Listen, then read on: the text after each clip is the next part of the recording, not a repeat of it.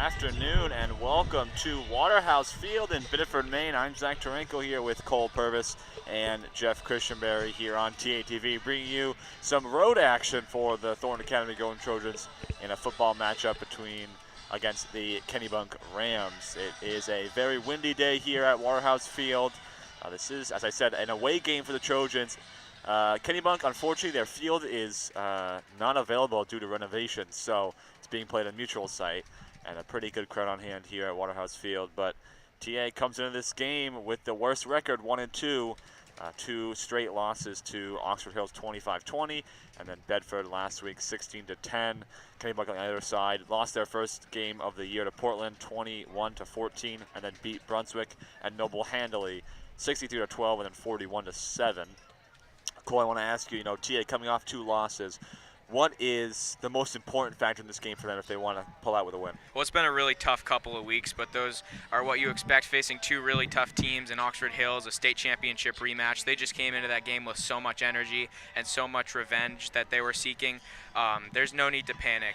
They lost both of those games by less than 7 points, so they could very easily be 3-0 right now. It's just got to feel good to get back out here after a frustrating and long couple of weeks, losing 2 games in a row, not something this program is used to at all. So it's good to just get back out here. You got past the toughest part of your season, and now it's your opportunity to go on a run, possibly run the table, win every game until the state championship, and get back and have another crack at Oxford Hills. Definitely, and we'll now look at our keys to the game. The 3 keys I had was, first one is initially taking a quick lead into this game. They need to get a couple scores up early. They want to be able to get in this game and take a nice lead. Second one is is O'Keefe working really well in the passing game. He needs to be able to find the players downfield, especially guys like Kantara and Eberle. And then the third one is obviously winning the turnover battle. They had a lot of turnovers in that last game, and that's what caused them a loss to Bedford, so it'll be a big one.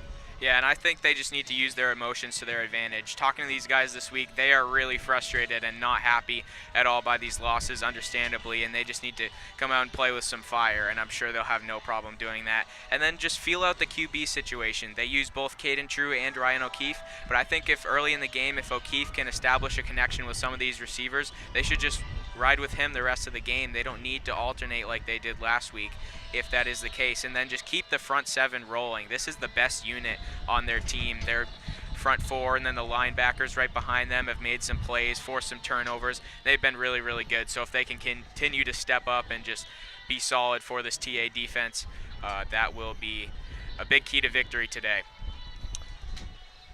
Those are definitely important, and one of the things we want to mention here is that today there is no Finn Daly for the Trojans. He went down in that game versus Bedford about running on the second, third quarter. Looked like with some time of a neck or shoulder injury. He was not suited up in the warm-up, so expected not to play in today's game. Looking at Kennebunk, talked about it earlier, some really high-scoring games, their last 2 wins versus Brunswick and Noble. Unfortunately, turnovers cost them their loss to Portland, but Kennebunk has a very good offense led by Jack Cornell, their QB, and their running back, Jack Catalby.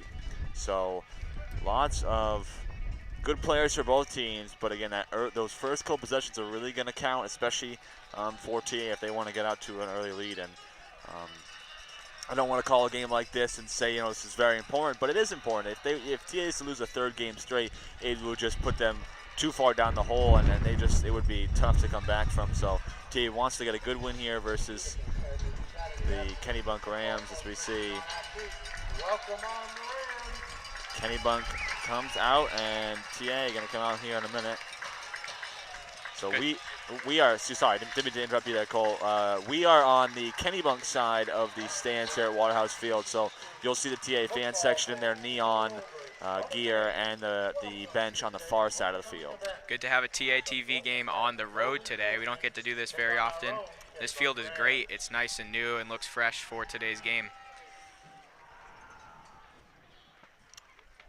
It is, as I said earlier, fairly windy today, so if you hear some feedback in the mics or the camera shakes a little bit, just bear with us. I know that it has been fairly windy here in southern Maine the last few days, and it's definitely today as well.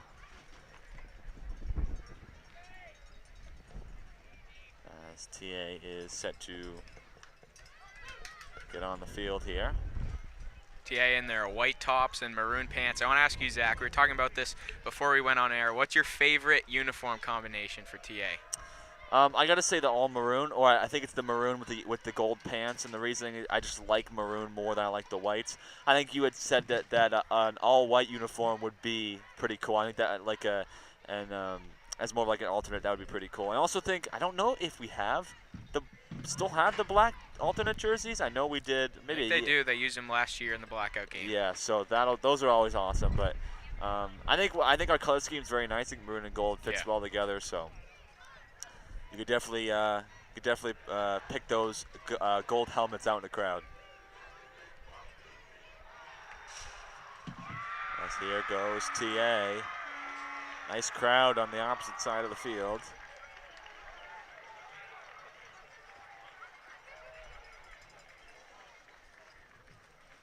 It's always hard to read or kind of see what a game in a mutual site will be like, as both teams are technically away, although Kennebunk is considered as the home team. At this time, would you please stand? And we will now have the national anthem. Honor America with the national anthem. Today it will be sung by Kennebunk High School senior Grace Archer.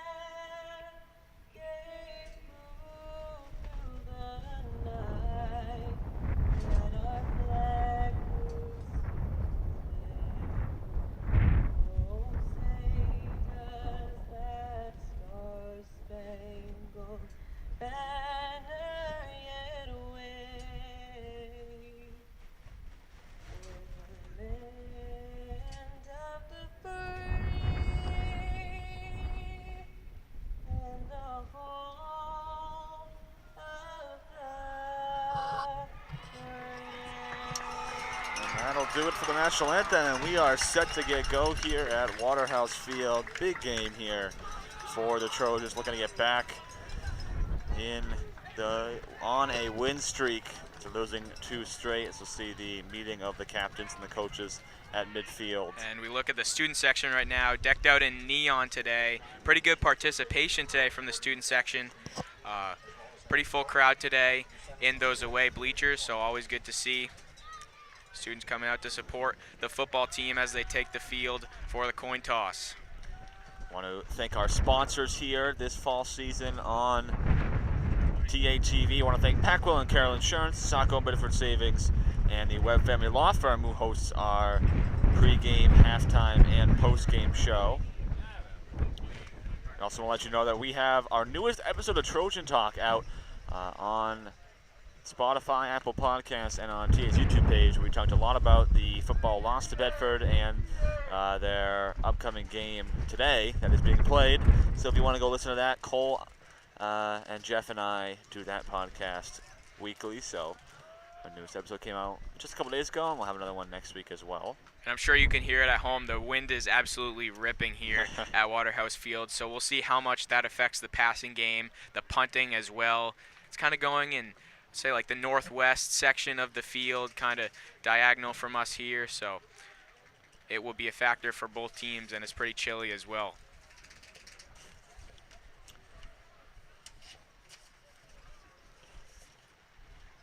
You wonder if in this game. Both teams will choose not to go for it on to punt on 4th down, because the wind, if it's going against you, it just really wouldn't be the best choice.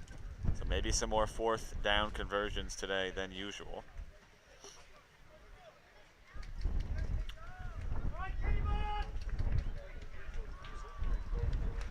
And players will shake hands.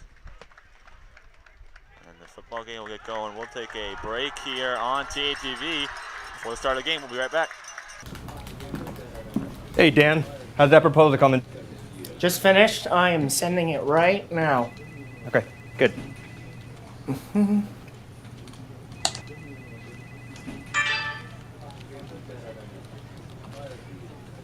Oh, no. How are we looking for noon? We got like 2 minutes. Dan. We are back out of that quick break. Before we get going, we want to let you know, wherever you're watching from, whether that be on Facebook, YouTube, whatever it is, let us know where you're watching from and maybe even who you're watching, and we'll try to give you a shout out on air. Trust me, I bet wherever you are, the weather might be a little bit better than it is here, because the wind is definitely blowing today. A lot of fans here on both sections. Lots of festivities today. I saw a bake sale earlier down there when I was walking around. People are ready to get going here at Waterhouse Field. Looks like Kennebunk's really embraced this field this year. They got a good crowd here. Got the blue everywhere around here. Of course, Biddeford plays here as well. And I believe it's their homecoming too, so. Yep. TA will start on defense. We'll see how this first drive works for both teams. This is the time of the game where both teams are just trying to get into the game, see what the weather conditions are going to be like and how it might affect the offenses here. As Baez, his kick ends up falling out of bounds around the 2-yard line, and there's a flag thrown just for the placement of the kick. So Kennebunk will get decent position, not super amazing position, but good start on that kick. TA looking to get a early stop here, and it'll start with some of their star defensive players. A D-line today looking like Harold Bunce, Jack Brochu, Mac Lowe. We also see Matt Kimball, Tommy Johnson out there as well. Rashawn Dotson and Caden True in the secondary, with also I think is Ryan Kamari out there. So same as always for the Trojans on defense, and we'll see now Cornell, the QB for Kennebunk, run out to his team in a traditional huddle style.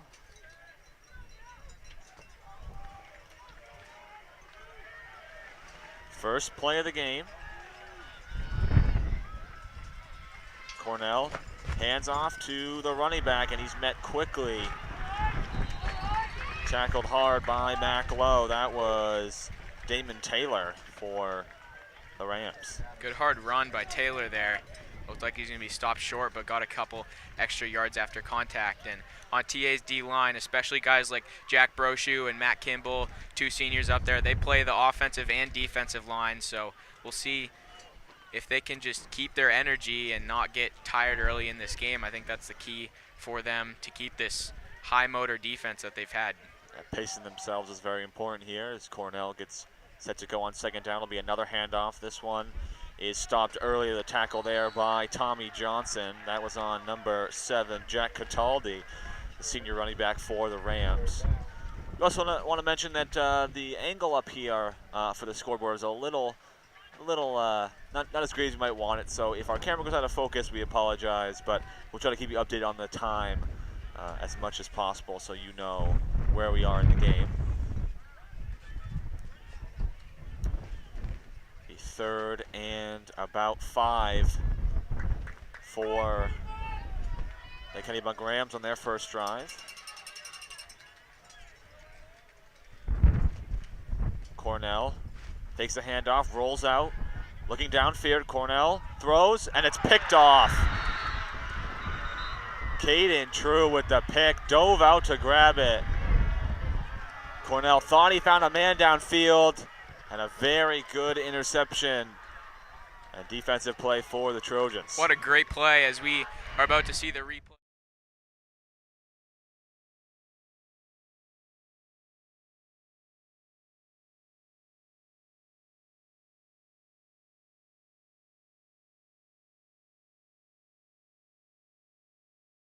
Hauls it in, and TA gets the ball right back, and Caden True will go in as quarterback. True going in off that last play. Quick handoff to Hayden Whitney. Whitney's wrapped up at the ankles. He will be stopped at just about a line of scrimmage. Yeah, it's been a tough go for Hayden Whitney these last couple of weeks. We haven't seen that yards after contact, those big runs from him since the Scarborough game, the first game of the year. And their offense really runs through him. They want him to be the identity of this offense, and definitely want to get him back on track early and often.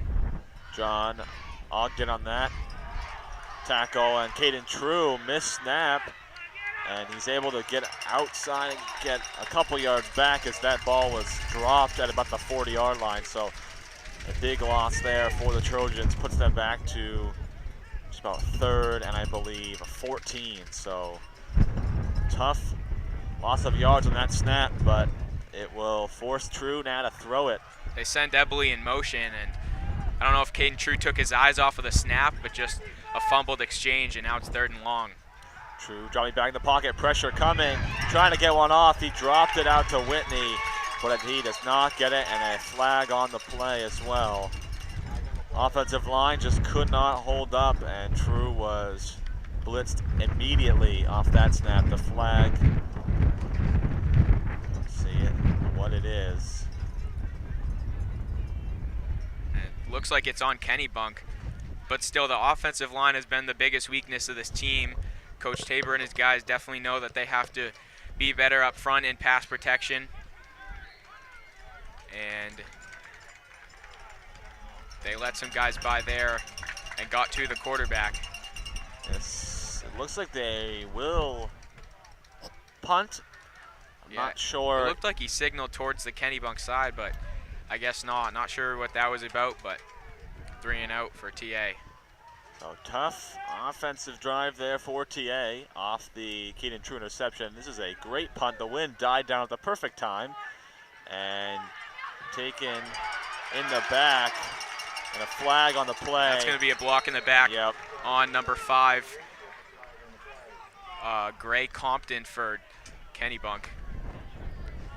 So this will come back a couple yards. Jack Catali didn't have a lot of space, but the block in the back will put them back to deep in their own territory. So not the greatest start for the Rams, but first 2 drives, same kind of situation. Yeah. I mean, TA, it feels like the first couple of drives of each game are just crazy, you know, crazy penalties, whether that be a turnover, whatever it is. And TA, you know, hoping they do the exact same thing as the last drive, maybe get another turnover or stop Kennebunk deep in their territory. Yeah, you're exactly right. Last week against Bedford, both teams started 3 and out, so this offense has been shaky earlier in the game. Something they definitely want to fix. One of your points was getting off to a early start, and they haven't exactly done that. Cornell, quick handoff, and Jack Brochu and Zach Nelson wrap up number 32, Jonah Barstow, a fullback, very quickly for a loss of about 1. Good tackle there by Brochu and Nelson. Kennebunk, just like Bedford last week, has multiple guys that'll carry the ball. We haven't seen Cornell, the quarterback, do it yet. Definitely a trend here in the state of Maine and really all around high school football to have dual threat quarterbacks, just so dangerous on the ground. And Kennebunk has one as well. Cornell pitches it off and wrapped up quickly by Nelson and Tommy Johnson. That was Gray Compton. A little pitch to the outside. They gain about 2 yards. It'll be a 3rd and long, right near the original line of scrimmage. And now a tough play for Cornell. Again, his first throw of the day and his last throw was an interception. Yeah, great play by Tommy Johnson, really showing his speed. Great pursuit. Got the angle, came flying in for the tackle. Cornell now in shotgun. Looking, quick throw, and it's dropped immediately. That was dropped by number 82, Jacob Morris. Tough play there for the Rams. Even if he would have caught it, I don't think he would have gotten very far, but good defense by the Trojans, and they're going to force. Now, looks like Morris is also the punter, so Morris will punt now from the Kennebunk end zone. The wind has seemed to die down, so let's see if they can get the punt off before the wind picks back up. As it is somewhat going against Kennebunk right now, and it looks like be a timeout called by Kennebunk. A little confused about the play call there. We will take it as well, and we'll be back here on TATV for the rest of the first quarter.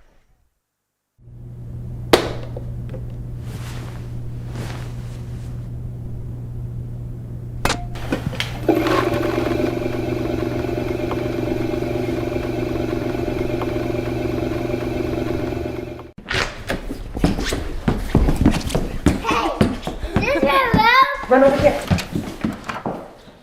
Is this my room? Wow, Dad! Is this your room?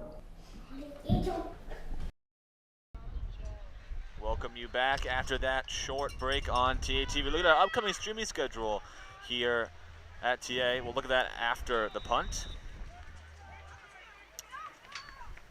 Morris almost was handled, got blocked.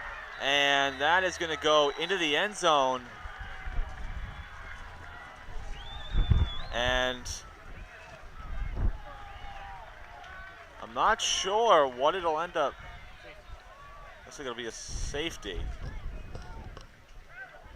for the Trojans. Great play there on the blocked punt. Special teams coming up clutch early in this game, and looked like Mac Lowe might have had a chance to recover that ball in the end zone for a touchdown, but just rolled out of bounds. Harold bunts on.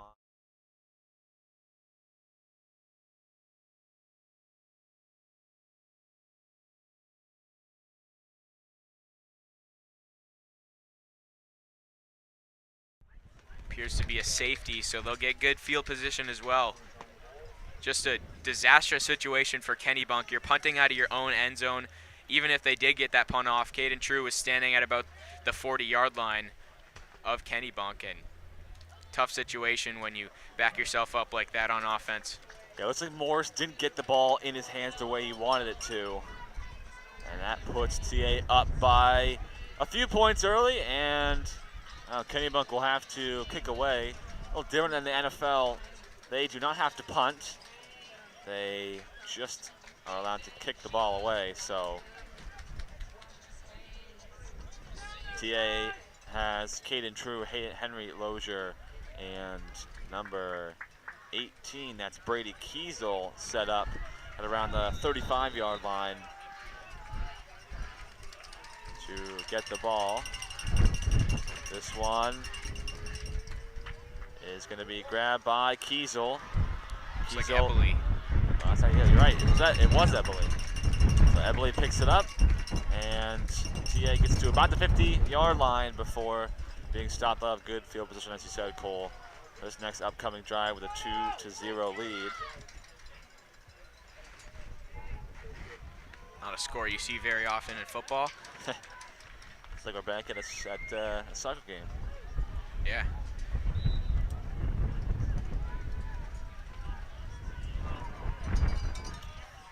Here is O'Keefe, quick handoff to Whitney. Whitney getting some space, and a big run for Whitney for 11.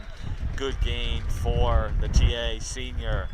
That's his first big run in probably the last couple games. I mean, you talked about earlier, Cole. He just had a tough time with Bedford and Oxford Hills, who have just did a great job stopping the run defense. Yeah, but I'm sure that his coaches have told him all week long, forget about it. Forget about what happened and move on, and he looked really explosive on that run. This one handed off to Whitney again. Whitney now getting some space, getting outside. Whitney, a flag called as Whitney tripped up a little bit. I don't know if it looks like it, I believe it might have been on a block in the back on TA, I believe. So Whitney got some good yardage before going out of bounds around the 20-yard line or so. Let's see what the call is. We got O'Keefe in at quarterback now. Looks like they might be alternating drives again, just like they did last week. Got to be tough if you're the opponents to prepare for two QBs who you know both are going to play in the game. And they're going to back it up about 10 yards, so TA killing themselves with penalties again. O'Keefe will set up with Whitney to his right. Cantara and some receivers there. O'Keefe throws quickly over the head of Cantara through his hands. It'll be second and 20 now for the Trojans, and O'Keefe gonna have to try and pass again. Let's talk about the skill positions. We got a lot of guys who haven't had much experience. Carlos Ebele and Xander Cantara, really their best receivers. Not quite as tall or big as the guys that they've had in years past.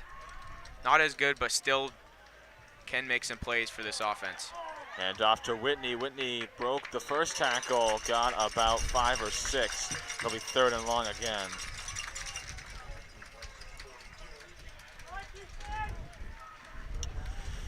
Want to give a shout out to some of the people watching. We have someone watching from Saco, someone from Quebec City. Shout out to my Uncle Eric. Yeah, it says, watching from the couch, Cole's favorite golf coach. Here's O'Keefe, looking D, and it's caught. And that is, it looks like he should get it. They said it might have been just short. Good catch by Cantara, almost dropped it there. Yeah, just about a yard short. Needed about 15 yards, threw the ball about 14 yards. So we'll see if they go for it. Big early decision here, and I'm sure they will. On fourth down, we'll see a full house position for TA. O'Keefe is handed off to Harold Bunce, and he got good yardage inside the 20 now for the Trojans. Just want to let you know some other places we see someone watching. Luke Reeser from California, a former TA football player, Nick Stinson, watching his dad coach from Endicott College. And looks like we also have someone watching from Lynchburg, Virginia. So all around the nation today, which is pretty nice, and in a different country. Here's Whitney on the run. Whitney pulled down after a 7-yard gain, so TA sticking to the ground right now. And they are now very close to the 10-yard line, looking for their first offensive score of the day. This already looks like a different run game than last week. Let's go back to that fourth down. They go into the full house, which you see a lot in a goal line setting, but they do it on the 4th and 1, and they get it with Harold Bunce, and then another good run by Whitney. We'll see if they stick with the run game here. Is O'Keefe, handoff to Whitney. Whitney gains a couple. I think he might have come up just shy of the first down. It'll be third and short. Down to 6 to go in the first quarter. When Hayden Whitney's rolling, he really gets better as the game goes on, just wears out the defensive front of the other team. Saw that against Scarborough for sure. Had a great second half. O'Keefe on 3rd and 1. And off to Whitney, and Whitney is wrapped up quickly. Looks like Kiesel and number 41 were in a little bit of a blocking match. That was Moose Keys for Kennebunk, but Hayden Whitney was wrapped up quickly by a few Kennebunk players on that one. It is now 4th and 5, and they tried a field goal early last week against Bedford. Doesn't look like they're gonna do that here. Gonna go for it again, trying to execute on 4th down for the second time this drive. Here's O'Keefe, stepping back, looking for the pass. Cantara, it's over his head, and there is a turnover on down. So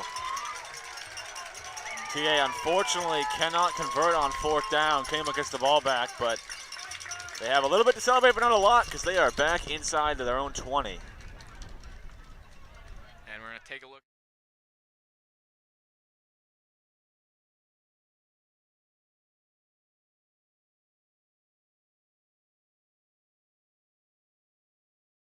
good last couple of weeks. He's had a big play in both games and could have had another one there for a touchdown, but just an error by the quarterback, and Kennebunk will get the ball back. I like the idea, though, up by 2 early in the game. As Cornell looking for the pass, it's caught, but immediately brought to the ground by Lozier. That catch was by number 21, Max Andrews, a sophomore for the Rams. Sam Nelson almost got a hand on that pass. Dangerous pass, but able to haul it in for a couple of yards.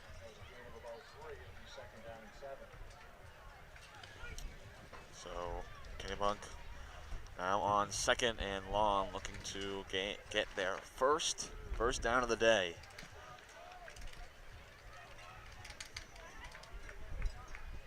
Cornell has Jonah Barstow behind him. He will hand it off to Barstow. Barstow got a few yards, still going forward, but finally got his Harold Bunce, who brings him down on the tackle. It'll be now just about 3rd, and I believe 3rd and 2. So 3rd and short for the first time for the Kennebunk Rams.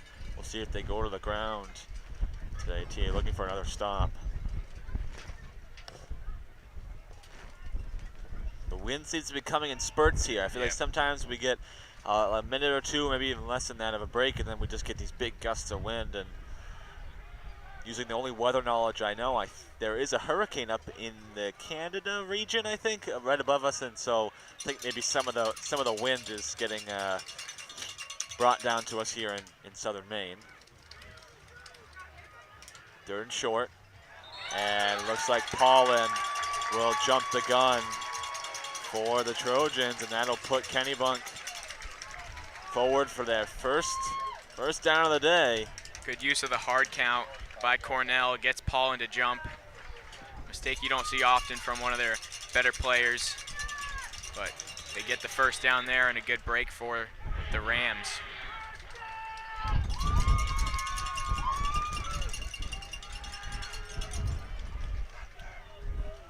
Cornell coming back out for the Rams.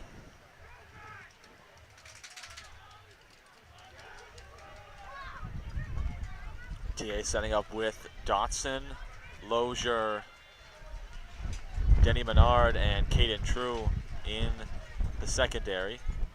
Cornell is going to throw. Pressure coming, and it's too high for number 7. That was Jack Cataldi. Tried to throw it quick, but he was pressured. Good defense there by the Trojans. Will be 2nd and 10. Rough start throwing the ball. Another overthrow from Kennebunk. Some dangerous passes. Good coverage by Danny Menard there. TA's defense starting out strong, just like they have the last couple of games. Low scoring in the first quarter of this one.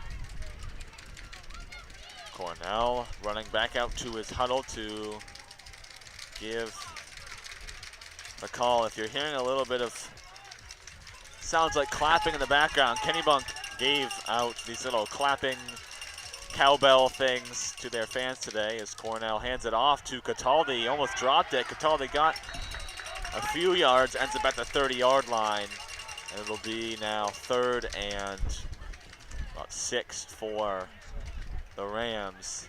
Yeah, like you said, little bobble there just for a half a second. Fortunate to hang on to that. If he would have gotten tackled there, probably would not have been able to keep a hand on it. And aside for the penalty, not many first downs for Kennebunk. This would be a big chance here early.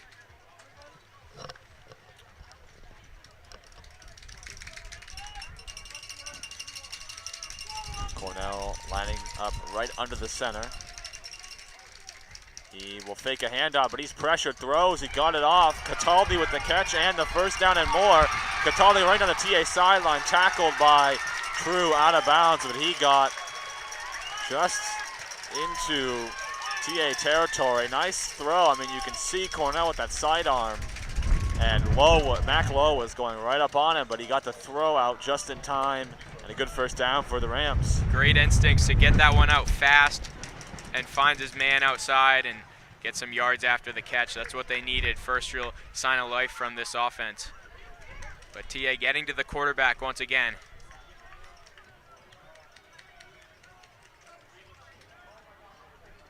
Here is the handoff. This one to Cataldi. Cataldi's wrapped up by Caden True. And I think he got back to the line of scrimmage, so it'll be 2nd and 10. As Cornell, again, going back out to get word from their coach.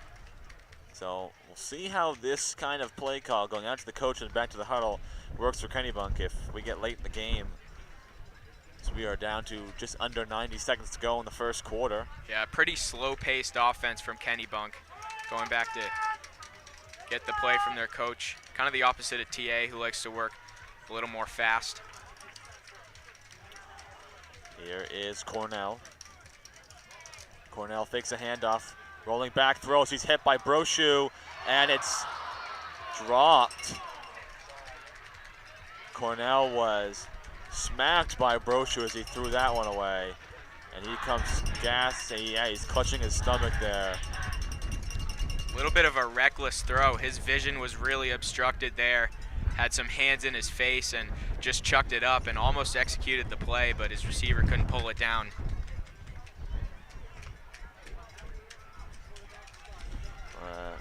This is, want to just let you know that we have Troy Bolduc here with us on camera today. He had a little trouble finding parking, but he's here now. That's all that matters, right? Glad that he could join us on this windy Saturday afternoon. TA leads 2-0 right now. As we are just about at the 1 minute mark in the first quarter. Cornell now on 3rd and long. Cornell stepping back, looking for a throw. That one is way overthrown. That was over the top of Max Andrews, and that's going to be 4th down, but there's a flag on the play. We'll see who it's on. They're going to say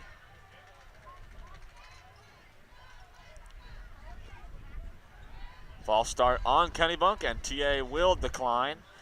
So Kennebunk now on 4th and 10, trying to believe they're going to punt with Morris. So TA gets the stop. Good job on defense.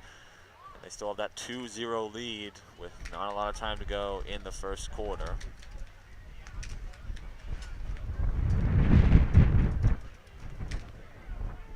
Great start for this defense, not allowing Kennebunk to move the ball at all besides for that one big play. And now they got to execute a punt, which obviously didn't work out for them the first time. Morris punts it, and it gets to good yardage as the wind picked up there, and it bounced a little bit. That's at around the 12-yard line, so TA not so great field positioning, but I'll see if they can get something going. As TA will bring their offense back out, and I have to assume, Cole, that it will be Caden True at quarterback. Just seems like they're truly alternating, nothing more. There you go. Truly with the punt there. That was nice.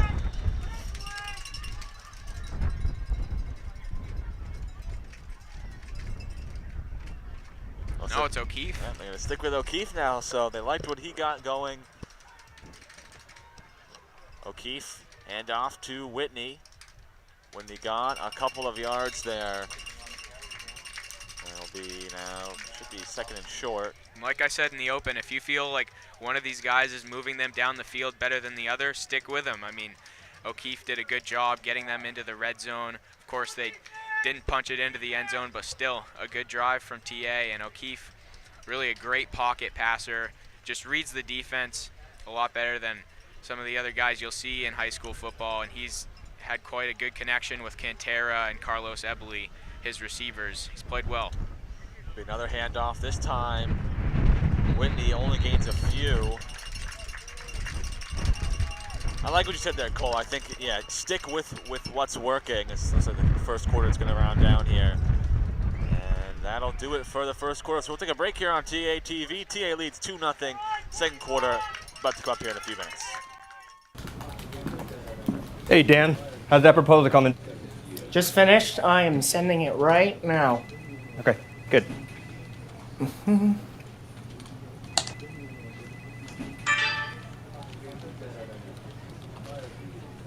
Oh, no. How are we looking for noon?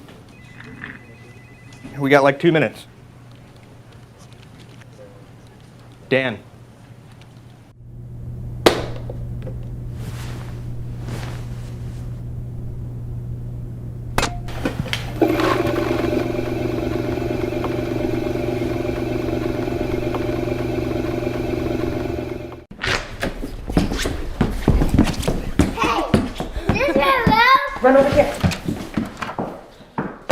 this my room?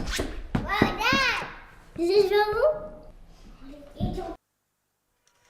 We are back here on TATV. The second quarter just about to get going here. Both teams switching sides, so TA will be going left to right now on your screen from their own 20-yard line. TA got a safety in the first quarter, but both teams really couldn't execute on offense. And they'll have O'Keefe out now at the helm to try to lead TA to their first touchdown of the day. See Whitney set up on his left, Cantara coming around. It'll be a handout to Cantara. Cantara's got some space. He's brought down by number 50 with the tackle. That's John Ogden. And it looks like Kennebunk came up with the ball, and they're trying to say that they got it. Cantara a little shaken up after that play. Ran into a wall.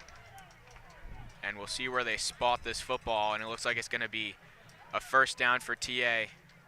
So they will move the chains. Kennebunk, I think, thought they gotten the ball out. Cantara still on the field, and Henry Lozier coming up as well. O'Keefe throwing short, caught by Eberle, his first catch of the day, and Eberle dives out and gets the first down. So Eberle gets his first catch, and TA gets a first down. Cantara is hobbling now. And hopefully he can rest and get back in there quickly. But Eberle's been a really nice player for them on the outside. Great hands. He's been their true #1 receiver and makes the catch there. Cantara's going to stay on the field. I'm not sure why they won't take him off. O'Keefe hands off to Whitney. Whitney's brought down the line of scrimmage.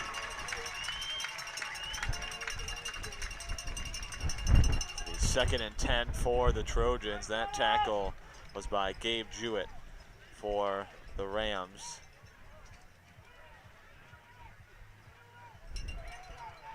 It's like Kiesel, Eberle, Lozier, and Cantara, the receivers for TA. Whitney still on the field. 4 wide receiver set. We don't see this very much from TA this year. Looking with a little pass off to Whitney. Whitney can't break that tackle, and he'll be brought down for a loss of a yard. Coach Kiesel is not happy with his team. It'll be 3rd and now 11 for the Trojans, as they will need a big conversion here if they want to keep this drive going. Yeah, they'd like to have that one back. They decide to just check it down to Hayden Whitney, but well sniffed out by Kennebunk, and might have lost a yard there. Now it's 3rd and long, and you have Cantara, who's still hurt out there, not sure. Cataldi got to Whitney on that play. O'Keefe dropping back. Pressure coming, O'Keefe rolling out. He doesn't see the pressure from behind. It's a drop, a fumble, and it's picked up by Kennebunk. O'Keefe did not see the pressure coming from behind. That fumble is recovered in good territory around the 30-yard line, and Kennebunk getting that defense. It's working right now, and they get a nice pickup there on the fumble by O'Keefe. O'Keefe didn't see the pressure coming in from behind. Had that ball in one hand as he was on the move and just got it knocked away. And we're gonna take a look at the replay here in a second when we get it, but Kennebunk will go back to work on offense. Cornell hands it off and wrapped up by Johnson quickly for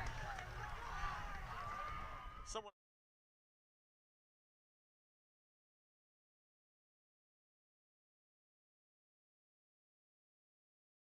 Fumble, tough break. O'Keefe had to scramble on that one.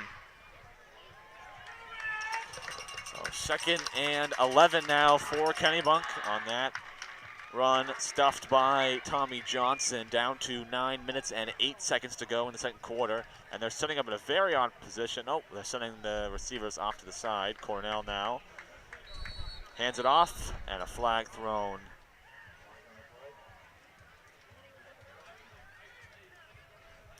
It's going to go, it's going to be against Kennebunk. What are they going to say? Maybe illegal motion. So back on the field goes Max Andrews. The offenses are a concern for both of the teams. TA just doesn't have those guys, those skill position guys. You remember last year you had Anthony Jones, Isaiah Jones, guys that could just take the top off the defense, and they haven't had those guys to give them the spark plays this year. And it's been just tougher to move the ball down the field consistently. Definitely has. 8:35 to go. Cornell on 2nd and long. Cornell, pressure coming, throws a short pass, almost dropped there, and he's wrestled to the ground in front of the Kennebunk sideline. That was Jack Cataldi on the short catch, and I think it ends up just back at the line of scrimmage, so it'll be 3rd and 16 now at around the 36-yard line. Yeah, Cornell maybe needs a little bit more touch on these passes. He's got some velocity on these passes, even the short check downs, and it's tough for his receivers to catch him. Kennebunk did a really good job to force that fumble and get the turnover and get good positioning, and they've been brought back for just no positive yards on this drive. We'll see what they can do on 3rd and long. He will fake 2 handoffs. He's pressured, and it got tipped on the throw, and TA gets another stop. So Cornell comes up short again on the throw. Took too much time, and they're going to force the Rams to punt now. Great play by Brent Paulin. They faked it to a couple of guys who it looked like might run the ball, but Cornell kept it and got it swatted down. We saw that last week. Mac Lowe got his hands up and ended up catching the football for an interception. We'll see how this punt goes as the wind is, that one's muffed. And now Morris with a run. Morris has some space. This might turn into a first down. It does, but a flag thrown late. Oh my goodness.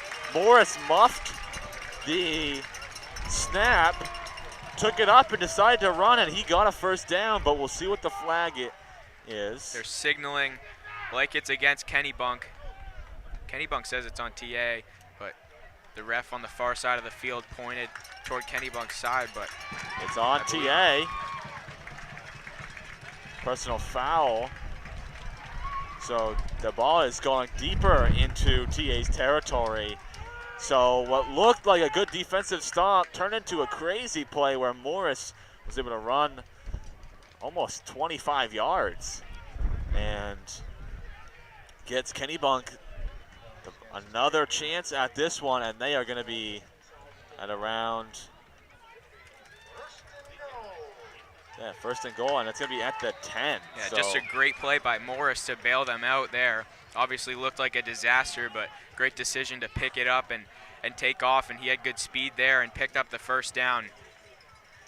Not much that you could do there for Tia. No. I mean, you know, they did a good job. They almost got to Morris, but Morris had some speed and some space, and that's all he needed. So unfortunate for TA, just a crazy turnaround play, and sending now some players into motion. Here's Cornell at the 10-yard line. Cornell's going to hand it off, and getting some yards for a few. That is Gray Compton. That is now just for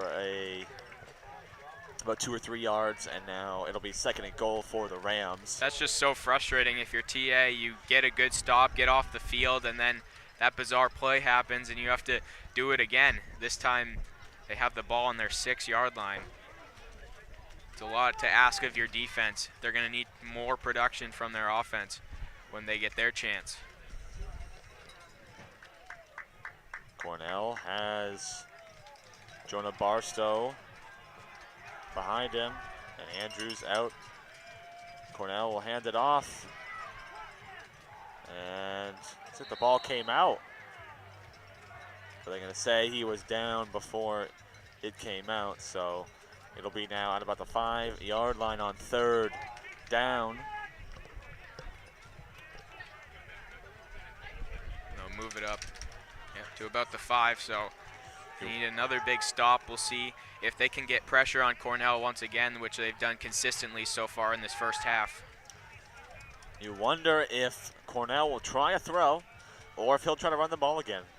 I'm not sure if Kennebunk wants to kick a field goal, but at this range they may have to if they cannot convert. Cornell is going to hand it off, And into the end zone goes Jonah Barstow, and Kennebunk converts on 4th down for the touchdown, putting them up now 6-2. The Rams get a crazy run there by Morris off the muffed punt, and now they've got a touchdown. They lead for the first time in this game. Good job by Kennebunk. Not much on offense all day, but they take advantage of the conversion on that wild punt play, as the extra point is good. And for TA, not the start you wanted, trying to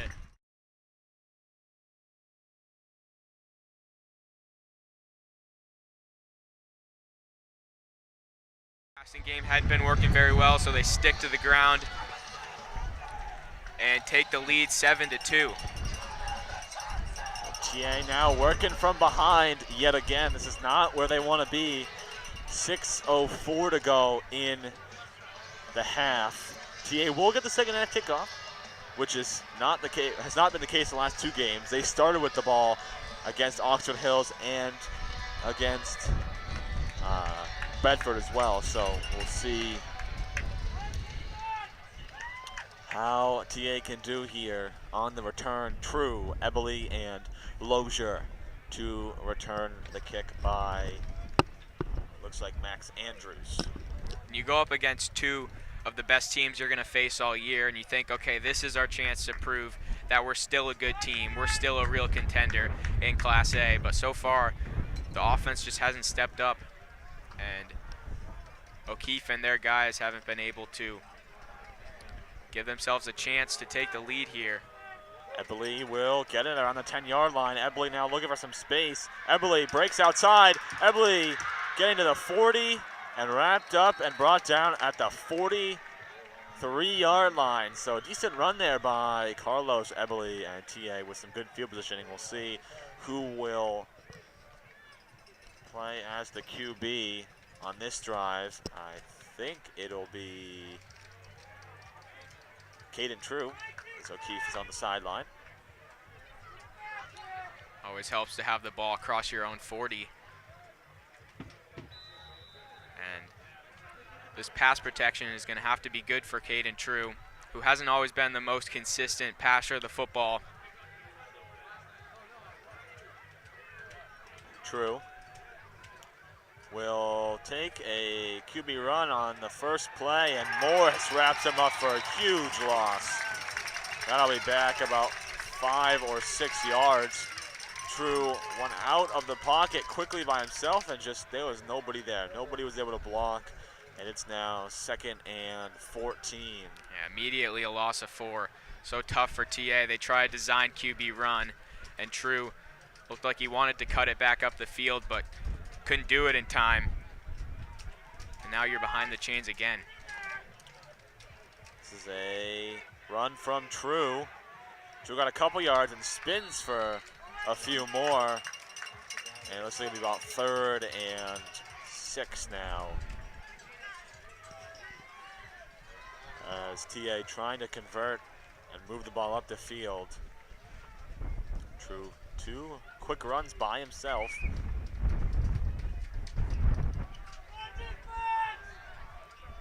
Whitney to his left in the shotgun. He's gonna throw. Stepping back, that throw is to no one. And he was pressured quickly there by Jack Cataldi. Yeah, when you have a free rusher, it's tough to get that pass off. And that first down play really put them in a bad spot. Caden True, obviously a great runner, very, very fast, but you want him running north and south. You don't want him running laterally, because that's when he gets into trouble.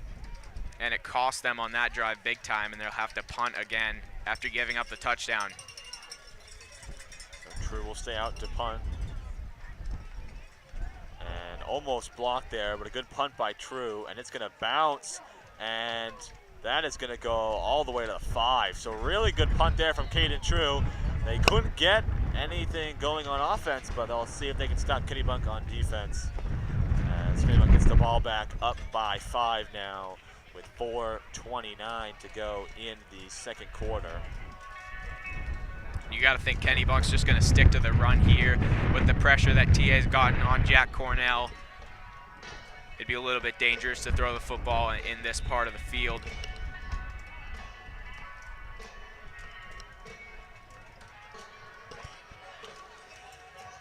Ball is on the far side of the field.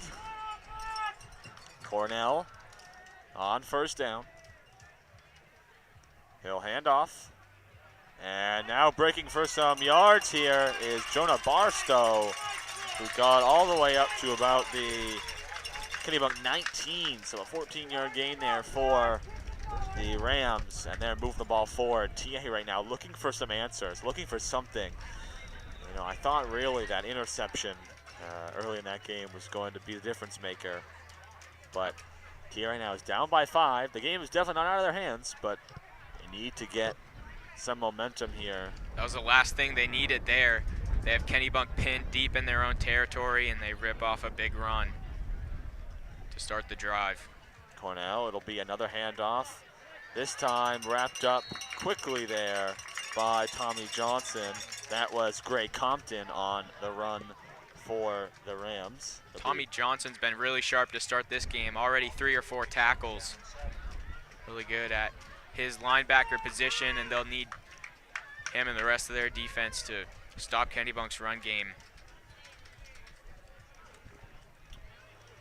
Not sure what the time of possession has been, but I would imagine Kennebunk has had the ball on offense for longer than TA with these 3 and outs that TA's been having.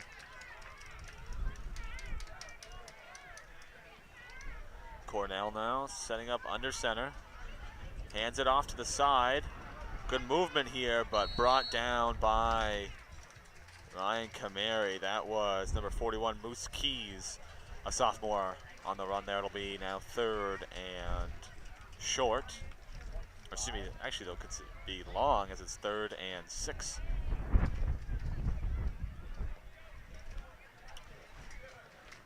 We'll see what Cornell can draw up. There's a player down on the field. It looks like it's Brent Paulin.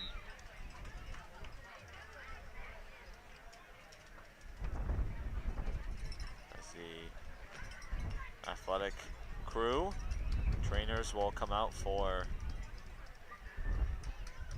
TA, and Paulin is up and seems to be okay, which is nice. Yep, they already lost Finn Daly, so they're already a man down on defense, and Brent Paulin, one of their best players, but it looks like he's okay. Walking off on his own power. Big 3rd down here. TA trying to get yet another opportunity.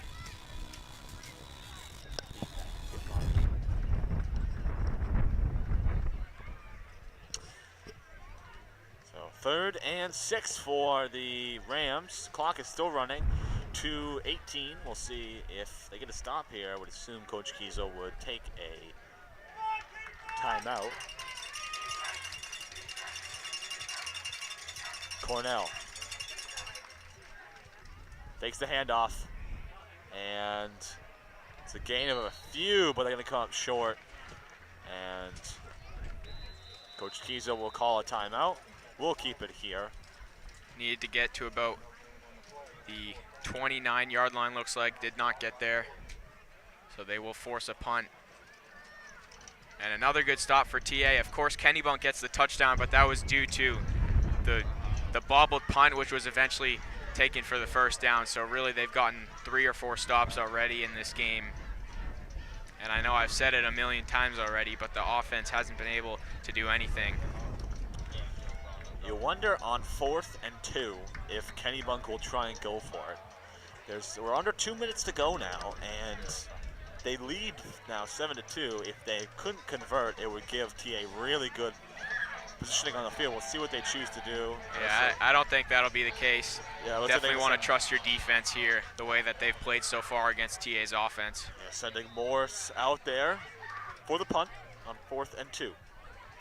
Morris gets this one away, bouncing. True picks it up, breaks 1 tackle now, getting out to the left, and True with some speed. True with a nice gain, and he throws the shoulder down on that tackle. Big tackle there by Caden True. as he gets to about the 35. What a great return, as we're about to see the replay here. Caden True getting this team into some good field position here.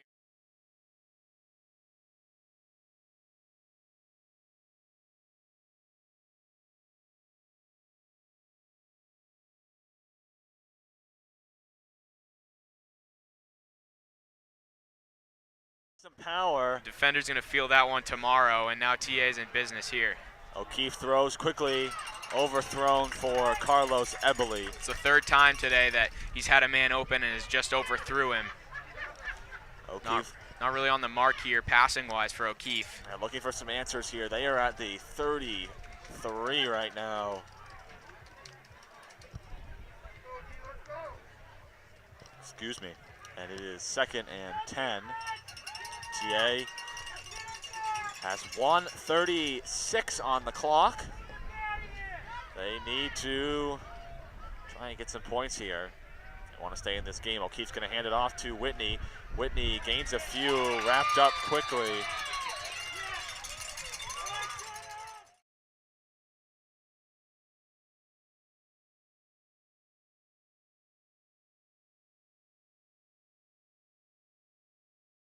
Back on the field, it is 3rd and 9 now, and the clock is running. They're down to 1:10 to go. We'll see what O'Keefe can drop here. He's got Kiesel, Cantara, Ebele, and Lozier. Quick throw, caught by Ebele, and he's going to end up just short. He looked like he might be able to dive for a few more. He's not going to get it, and timeout's going to be called by Coach Kiesel with 48 seconds to go on, looks like it'll be 4th and 2. So I would assume that Coach Kiesel will go for it. They got to take more shots downfield. You got 4th and 9, and you're throwing about a 6-yard pass. Not really going to get it done. Ebele unable to shake the tackle. And they have to come up with a big play here. Even if they get the first down, though, their time is limited with only 50 seconds left. We're second here. I want to thank our sponsors again here on TATV, Paco and Carroll Insurance and Saco Benefit Savings, as well as the Webb Family Law Firm, who will be hosting our halftime show here in the next few minutes. I would say probably a few minutes, just because Coach Kiesel still, I think, has one more timeout left and may use it if they can convert here on 4th and 3. O'Keefe dropping back, throws, and it's bobbled by Kiesel. He could not bring it in, and Kennebunk stops TA on 4th down. So Kennebunk will get the ball back at around the 25-yard line. See if Kennebunk will just... O'Keefe tried to fit it into a tight window there. Kiesel was well covered and deflected up in the air. Good job by Kennebunk's secondary. And 46 seconds left. Not sure if that's enough time to really do something with how slow-paced their offense has been.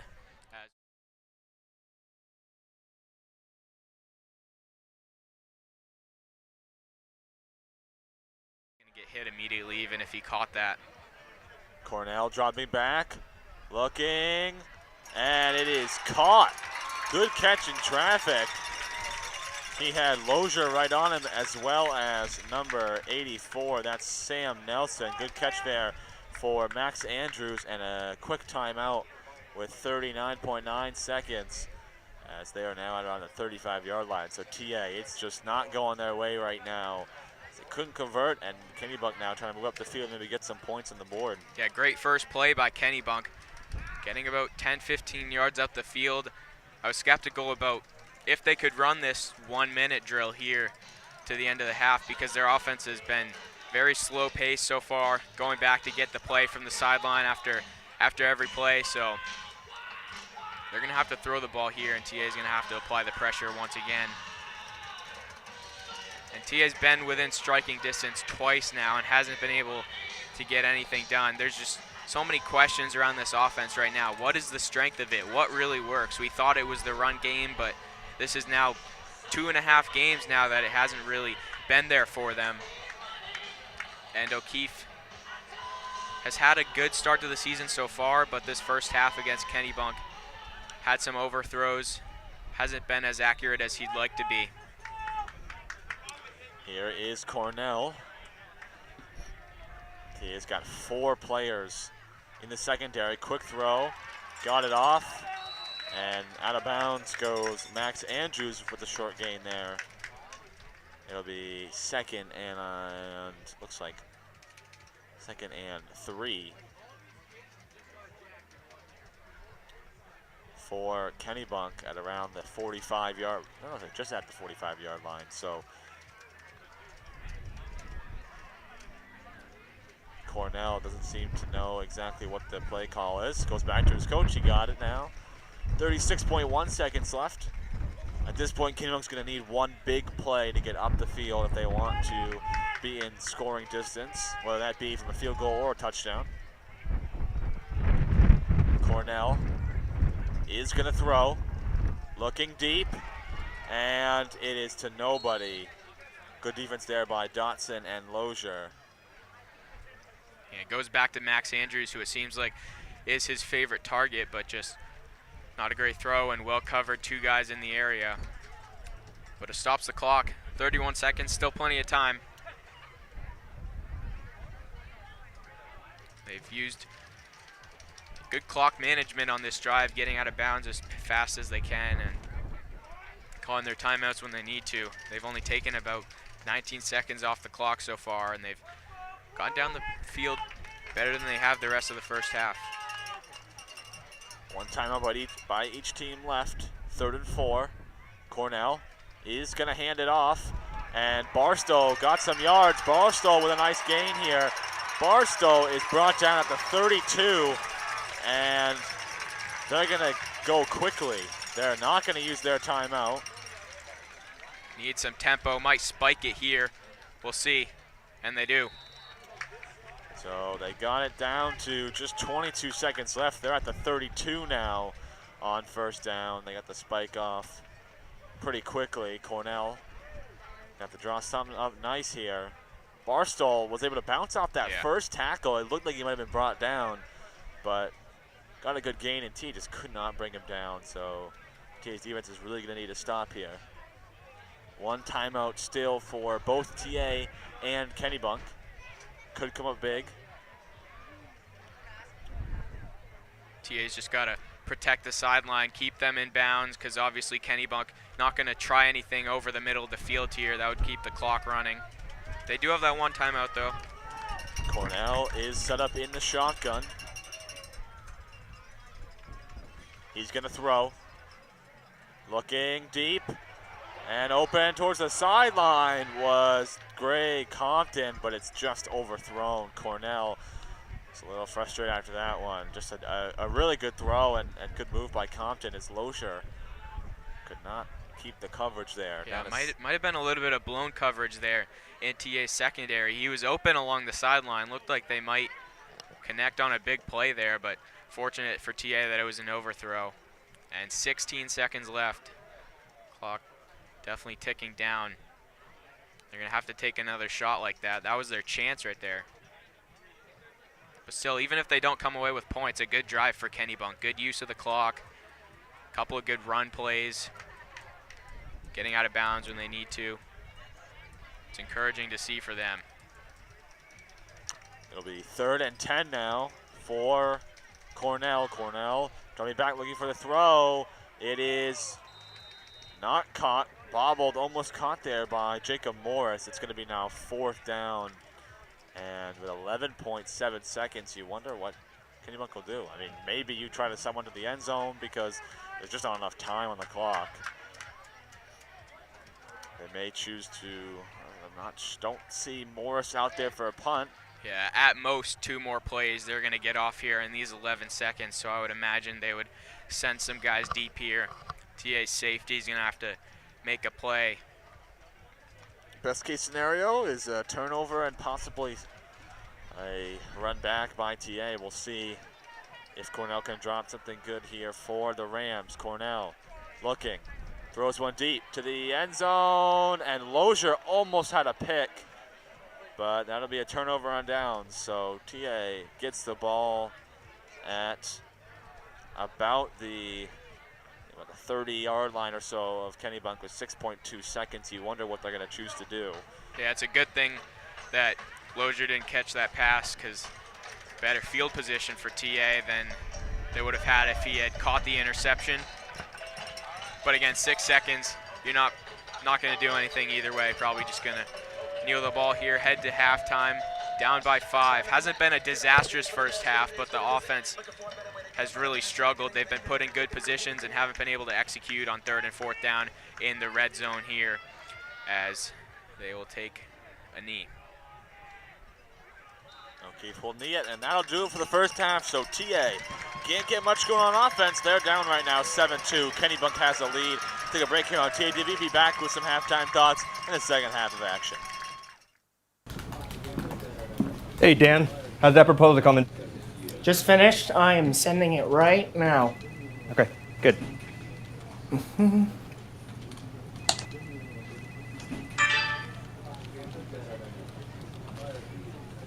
Oh, no. How are we looking for noon? We got like 2 minutes. Dan.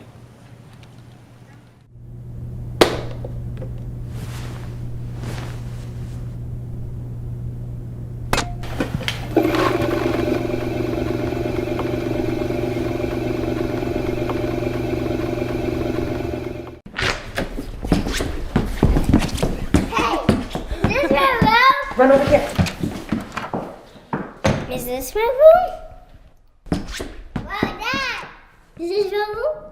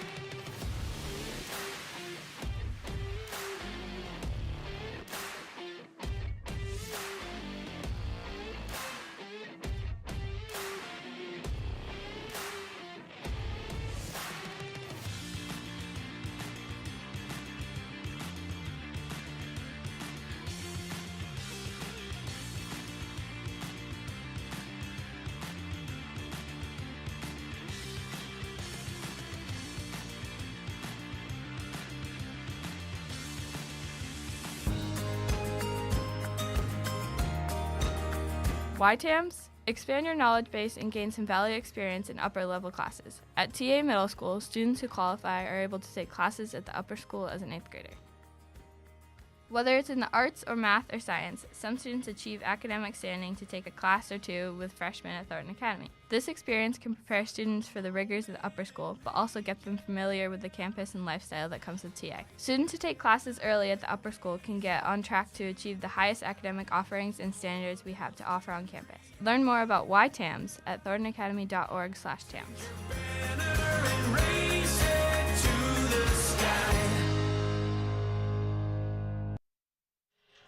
Welcome back to Waterhouse Field. TA currently is down 7-2 to the Kennebunk Rams. I'm Zach Tarenko here with Cole Purvis, Jeff Christenberry, and Troy Bolduck. As halftime is set to get to end here in about a few minutes. But Cole, we look at that first half. TA got an interception early on. They scored that safety. The defense is looking really good. Then Kennebunk just turned it all the way around. They lead 7-2. TA couldn't get much going. You know, earlier in the game we talked about they needed an early lead. That, you know, O'Keefe needs to play well passing, and none of that has really happened. You know, looking at our keys to the game, what is something that they might need to change around, something they need to do in that second half? Well, the QB situation hasn't been great. O'Keefe hasn't played very well. He's been inaccurate, which is not really what you're accustomed to from him. Their defense has been good, besides that one touchdown, which was really a lucky one by Kennebunk, because if you didn't watch the first half, they bobbled the snap on a punt, and the punter picked it up and ran for a first down, putting them in perfect position for a touchdown. So if it weren't for that play, it would be 2-0. Their defense has played really well, and they've continued their hot streak the last couple games, but the offense has just been terrible. And looking long-term, if you're a long-time fan of the TA football program, this is not what you're used to. We've had a lot of blowouts recently. It's really been a dynasty for them, and they've lost 2 straight games. They're below 500 for the first time in years, and now they're down in the first half against an opponent that they were expected to beat. But Kennebunk's look pretty good. Their defense has stopped TA for the most part. But Zach, what do you think that they need to do early and often here in the second half to come out with a win? Well, they get the second half kickoff. You know, they definitely need to just get some points early, and they need O'Keefe or True to just get that ball up the field, lead this team, get some points, and play with some confidence. Looking at our upcoming streaming schedule here on TATV, this upcoming Tuesday, the 27th, Jeff and Josh Pulser will have the field hockey versus Falmouth call at 7:15. Then next Saturday, our homecoming game at TA, that is football versus Bangor at 1:30 p.m. And then the weekend after, we have, no, that's too far away. We'll look at Wednesday, October 5th, field hockey versus Portland 7:15. But even after that, we'll look at the weekend after that. We have a Saturday night game, I believe, or maybe Friday night is our blackout game versus Wyndham. So still some big football broadcasts coming up for the Trojans in the next few weeks. And let's take a look at some of the big plays in the first half here. First on early in the game, first drive.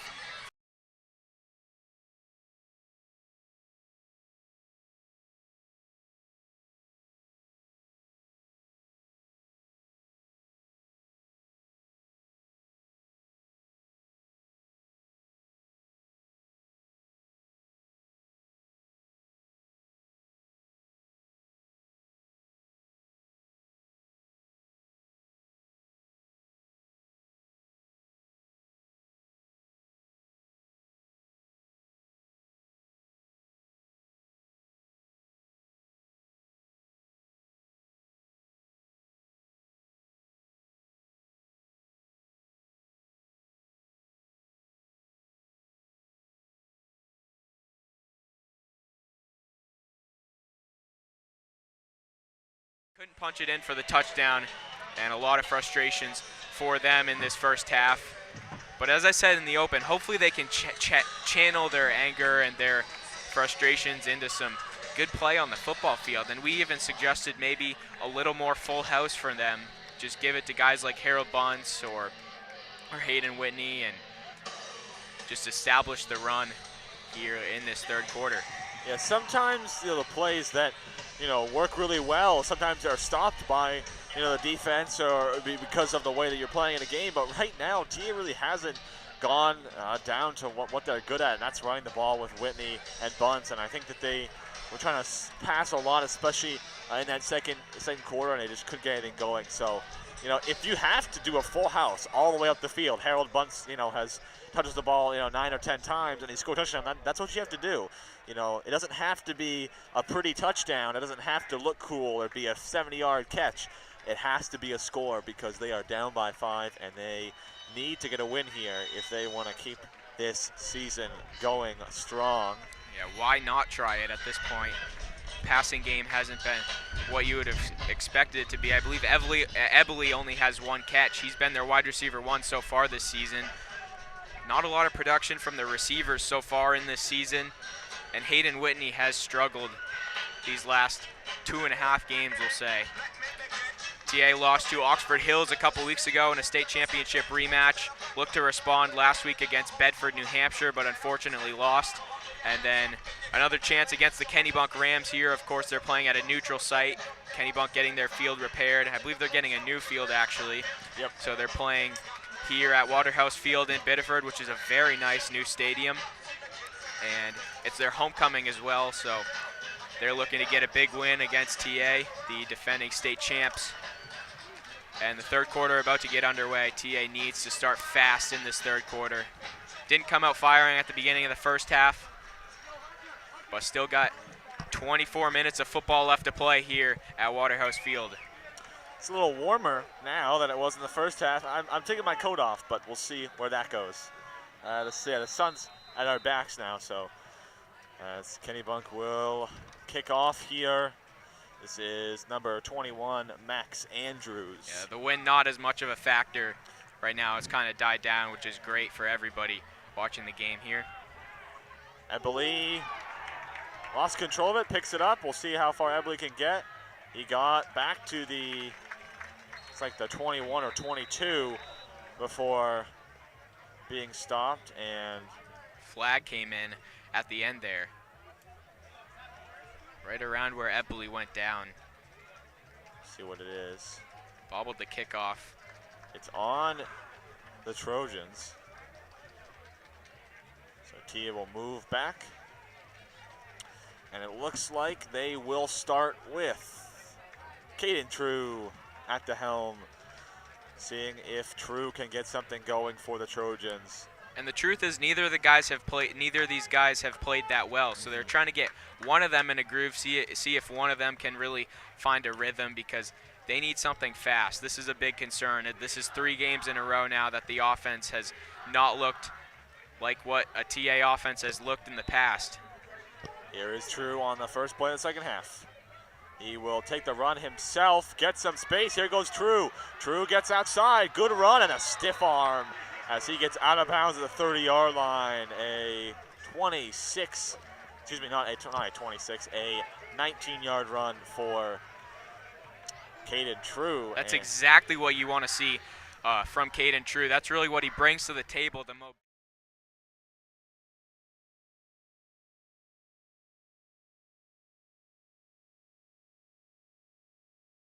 East and west. You want him running north and south, straight downhill, just getting yards and not trying to mess around going towards the sideline. Short run by True there. That's like a Kennebunk player. Seems to be okay. That was Owen Bork who came up limping, but seems a little, it's like a timeout, might call an injury timeout to let him get off the field. Want to let you know where some people have been telling us where they've been watching from. We have somebody from Asheville, North Carolina cheering on the Trojans, somebody from Mexico watching JP Baez, which is nice, and also from Central Florida, and somebody in South Portland. Here's a run here by Whitney on second down, flag called as Whitney's pushed down after a short gain. We'll see who the flag is on.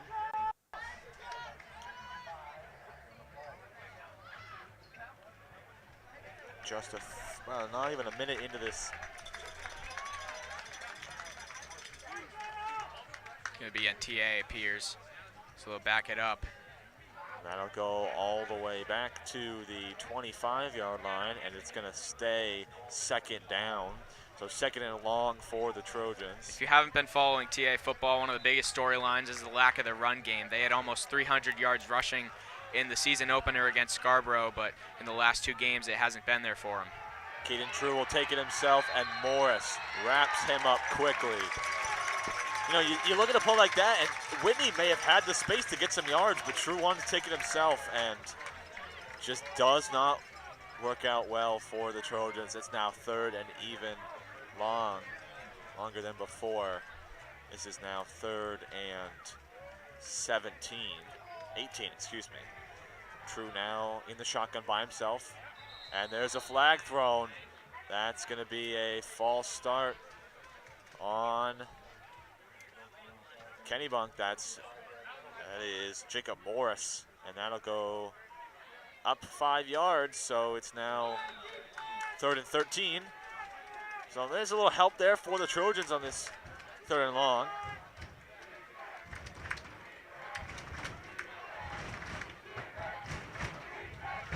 True looking for the play call. Kennebunk fans shaking the bleachers. True gets the snap. Quick throw, it got tipped. Morris got around with the tip, and it's now 4th and 13, so TA will have to punt on their first drive of the 2nd half. Yeah, he wasn't going to get to the first down marker anyway. Not sure if they were just trying to get a little bit better field position. Really didn't even attempt to get to the first down marker. Would have had to get about 13 yards all the way to the 40-yard line. But the offensive line, I mean, a couple plays earlier, Caden True was immediately wrapped up, just immediate pressure, and not what you want to see. This punt by True is high in the air, and it's going to be caught and by, that was Max Andrews, and he went down just as quickly as he caught the ball. So they'll be at around the 45-yard line. Decent field positioning for the Rams. Good tackle by Harold Bunce there. And Kennebunk, they've had some good drives at the end of the first half. They only had less than a minute to go, and they moved it down the field pretty well. Definitely a run-heavy team. They'll run it with a lot of different guys, including their quarterback. But TA's D-line has to continue to play well. Let's see what Cornell does on first down. He's going to hand it off. That is number 7, Jack Cataldi. He's brought down quickly, only about a 2-yard gain for Cataldi. It'll be 2nd and 8 for the Rams. And the reason TA was in close games with Oxford Hills and Bedford these last 2 weeks is because of their defense, especially in the second half. This is where this defense shines. Over time, the D-line has just dominated, and they've made plays, and this is definitely the strongest unit of this football team. Cornell now under center for 2nd down. He will hand off again to Cataldi. Cataldi with a good gain.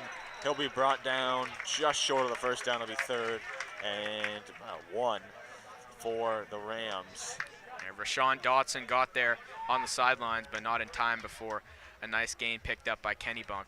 3rd down and a little bit shorter. They'd had some 3rd and longs early and haven't been able to convert, but we'll see if they take advantage of this opportunity, a little bit of a shorter 3rd down. TA needs some kind of play to get them back in this game.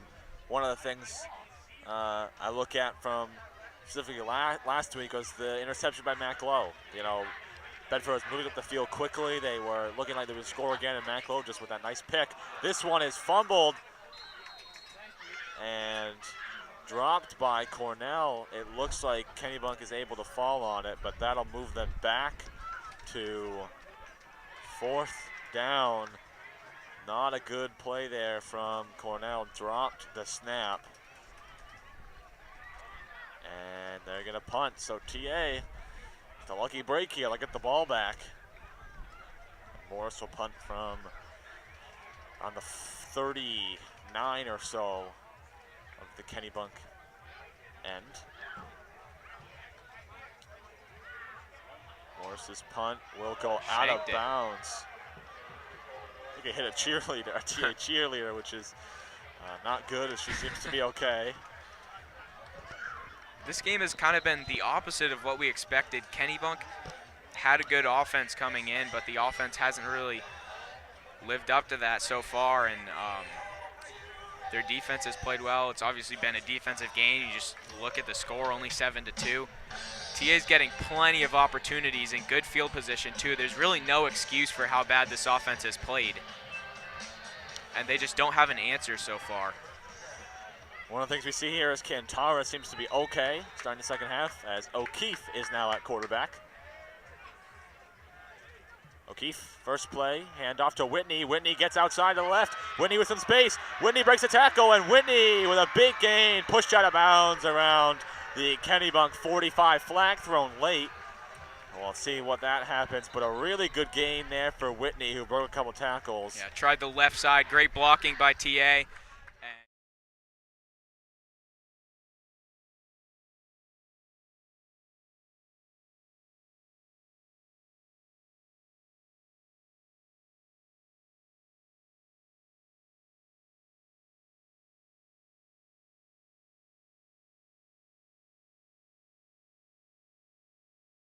Sideline. That was Austin West, a freshman. And that's a great start, of course, but to me, this offense doesn't have much of an identity with this dual quarterback situation. What is really their strength? That's a big question. I don't think any of us can really answer that so far. O'Keefe looking deep to the end zone. Lozier, they want a flag call, and there is. There's a flag thrown, and I think that is a very good call. Lozier was definitely being pulled from behind to see, was looking to get that one. It was thrown almost perfectly, but Lozier just couldn't get his hands on it. And that's definitely going to be a pass interference call. We'll see where they place it. Ideal start to this drive so far. You rip off a big run with Hayden Whitney, and then you take a shot down the field, which I've been saying this whole game they need to do. And no reception, but still you get the penalty, and another chance here.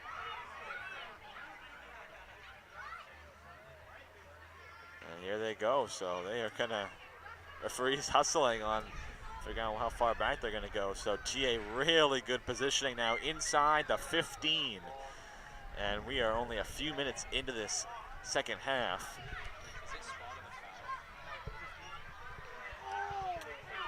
And on that run play, it's like they got back to line of scrimmage, maybe even a few more. Thought came up, maybe would have gone a tackle for a loss there, but good run by Whitney. We'll see Lozier come back on the field, 2nd and 8. O'Keefe might be looking to throw here. O'Keefe's been good in the red zone so far this season. Eberle and Lozier have been his top targets, so we'll see if he goes to one of those guys here. O'Keefe fakes a throw, gonna run it himself. O'Keefe, and he fumbles the ball. And it's like Kennebunk comes away with the football. O'Keefe, oh my goodness, fumbles for the 2nd time today. He chose to run and he just couldn't hold on to it. And Kennebunk will get it deep in their own territory, but unfortunate, the 2nd time they've been so close to a touchdown. Yeah, every time O'Keefe takes off with the ball, he hasn't shown the best ball security, and he coughs it up there. Not really a running quarterback, but takes off there, which is rare to see, and you just hope that he held onto the football, and he did not. And once again, they get the penalty, a great start to the drive, a promising drive, and then they just can't execute. This just unacceptable if you're the TA coaching staff. With good handoff there, got it out to about the 15-yard line. That was to Moose Keys. 2nd fumble for O'Keefe, 2nd turnover today by the Trojans, if you don't count the turnover on downs. And that's now 3 times they've been within striking distance, either in the red zone or close to the red zone, and they've come away with 0 offensive points. TA gonna look for a good stop here on defense. O'Keefe on the sidelines, just trying to figure out what happened. And you can't ask much more from this defense. They're giving the offense as many chances as they can possibly get. Cornell is gonna hand it off this time. Keys is wrapped up. Big tackle there from Caden True. And he goes nowhere. It looks like it'll be a 1st down, but didn't get many yards there, as that was a 2nd and 1. Another big hit. Caden True really throwing himself around, loves to lower the shoulder and just pancake people to the ground. Also shout out to Mr. Christian Berry giving us the down and distance for today's game. Did a really good job on tech today for our away game, which is nice to see. So first down for the Kennebunk Rams at around the 17-yard line. We'll see what Cornell draws up, and they're going to say false start on Kennebunk. And Kennebunk's going to go back now, so it'll be 1st and 15. That'll be at the 12-yard line. So TA going to have a good chance here to pull them just shy. We'll see if TA can stop Kennebunk here on this drive to get the ball back. It's just tough, you know, watching this team get up the field quickly. It's looking really good, and then just the turnaround. I mean, same thing happened in Oxford Hills game. Really good drive by Hayden Whitney. Fumble at the 6-yard line, and that changed the whole game against Oxford Hills. There's a handoff to Jonah Barstow. Barstow with some good yardage as he gets to about the 20-yard line, so it'll be still 2nd and long, but a good run from Barstow. In the last 2 weeks, it was just a tough opponent, but today I think TA definitely comes in on paper better than Kennebunk, and they haven't been able to execute. That's the thing, a team that you come in hoping to beat, and you come out and so far a goose egg on offense. Cornell on 2nd and 7, down to 5:25 to go. This third quarter now going down very quickly. We see Kennebunk is taking a lot longer on their drives than TA has. This one is going to be a handoff. It's going to be a throw instead. Caught by Cataldi. He's tackled, but that's a first down. So a nice throw to Jack Cataldi and a first down for the Rams. Yeah, they've settled into the passing game. It was a pretty rough start for them whenever Cornell would drop back to pass, but they obviously like to pass on their own terms. They don't want to be made to pass because they're a run-first team, but when they have had to, they've hit some guys along the sideline.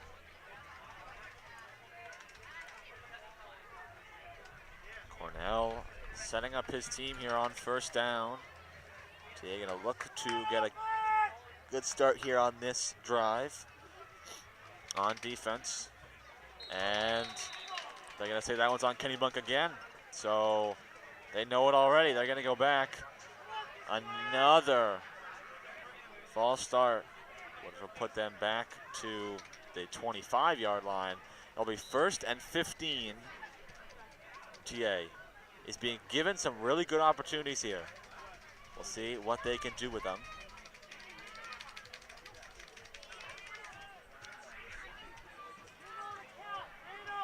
I don't know if you've seen it, Cole, but the Kennebunk Rams mascot.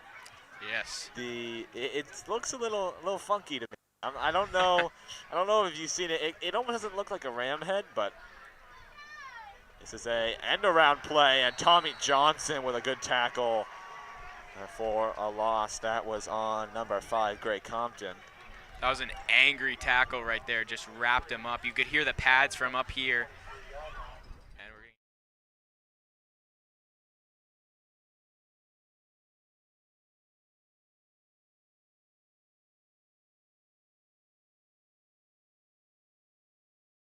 2 yards on that play, so it'll be about 2nd and 17.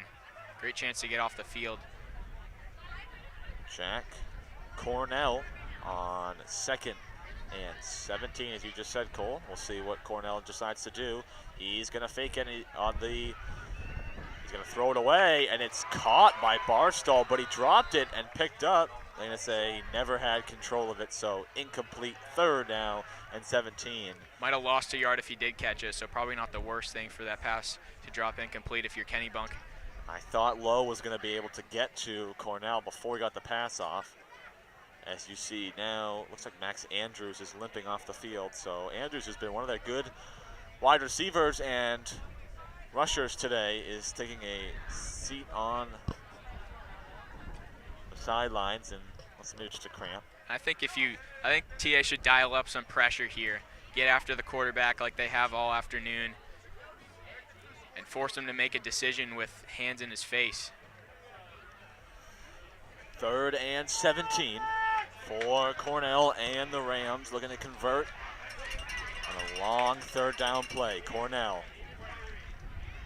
sitting it back, going to give it off to Barstow. Barstow is going to get a few yards, but doesn't even get back to the original line of scrimmage. It's going to be fourth down, and TA with a good stop. Barstow's had a couple of good runs so far today, but no harm that time, and Caden True will be, as well as Lozier, will be back to receive the punt. Under 3 minutes to go in the third quarter. We've seen Caden True return a kickoff. Maybe he can return a punt. I will give some energy back. Morris goes right to True at the 40-yard line. He's going to switch to the other side of the field. Great blocks and a flag called. And that's definitely going to be a block in the back as Caden True goes down and slips up. But that's definitely coming back. I saw that one pretty clearly. That should be against the Trojans. True got some really good yardage.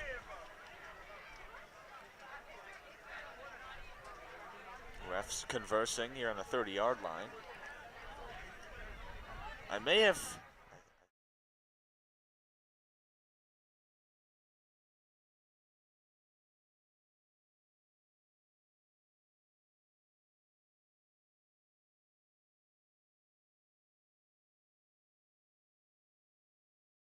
territory to start this drive.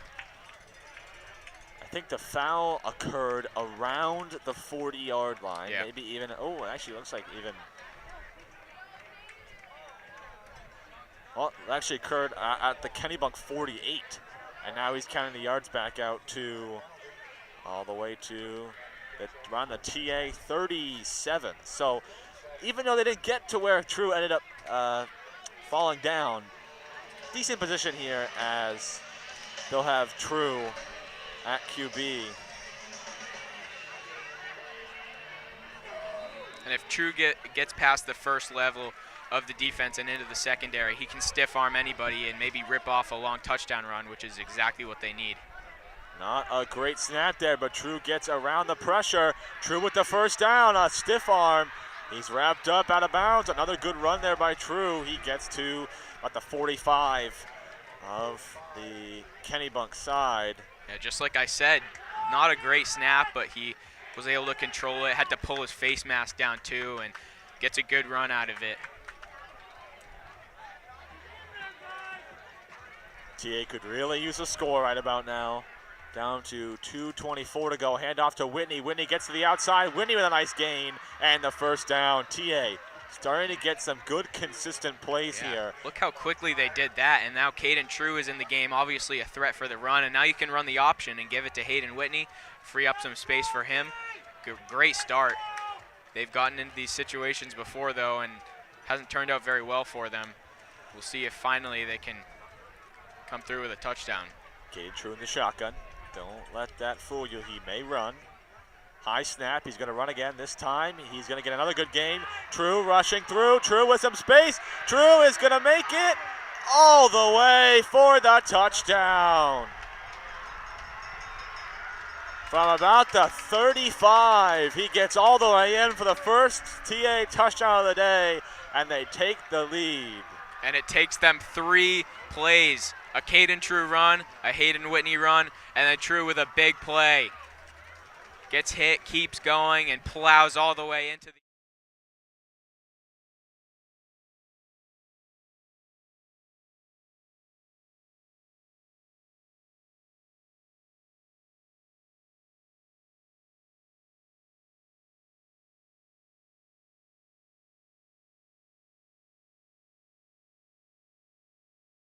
down.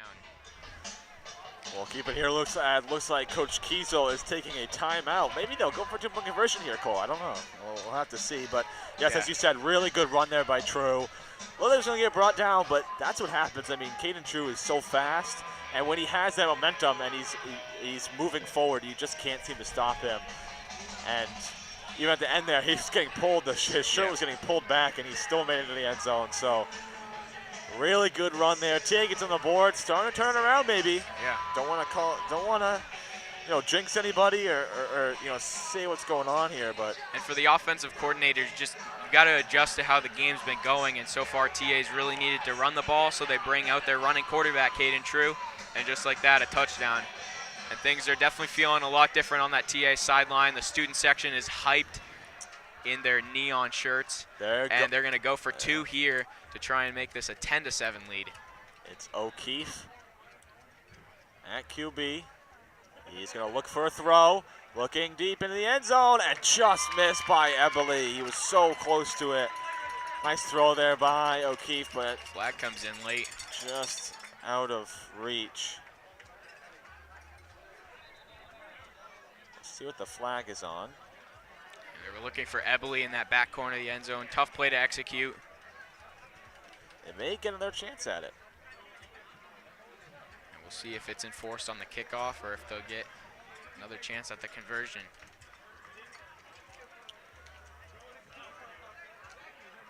It's like a personal foul on Kennebunk. So it's going to be, it'll be added on to wherever they end up on the kickoff, as you said, Cole. So we'll take a break here on T2. We'll be back for the rest of the third quarter. Hey, Dan, how's that proposal coming? Just finished. I am sending it right now. Okay, good.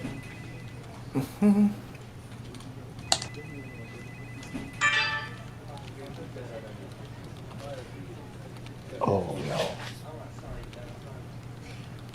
How are we looking for noon? We got like 2 minutes. Dan.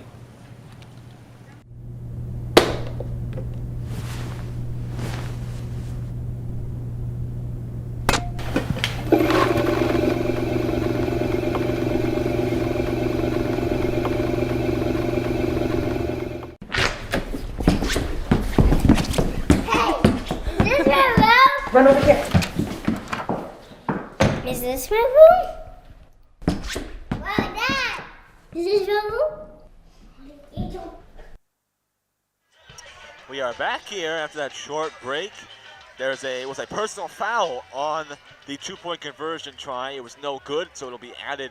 The personal foul on Kennebunk will be added on to wherever they end up on the kick return, as JP Baez will send the return off. So they couldn't get the 2-point conversion to work, but they still have a lead, 8-7. A very low-scoring game right now, but TA finally gets a touchdown on the board. And with that personal foul penalty, TA kicking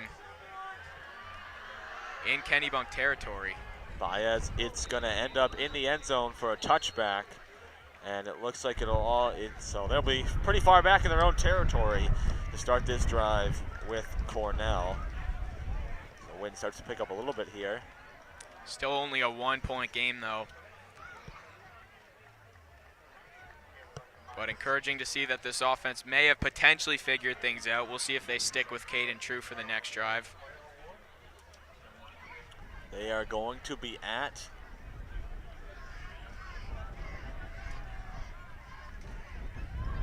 they're putting it at the 20. And just a quick shout out to TA's defense. All day has been great. Should be a 0 on the scoreboard again if it weren't for that odd punt play. They've been really, really solid. Here's Cornell on the first play. It'll be a handoff to Barstow, and he's wrapped up quickly at the line of scrimmage for a loss here. Might not be a full yard, but good stop there on first down for the Trojans defense. That tackle was from Bunce.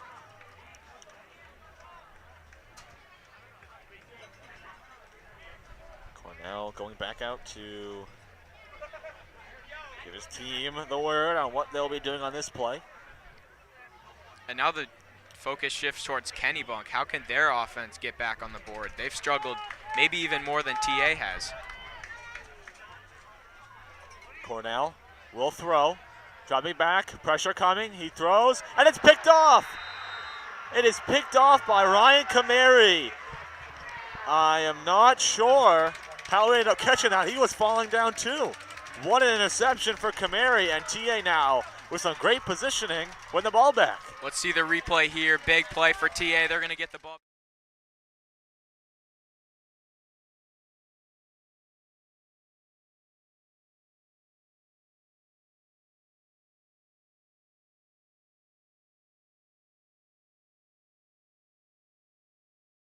looking to punch it in again and extend the lead.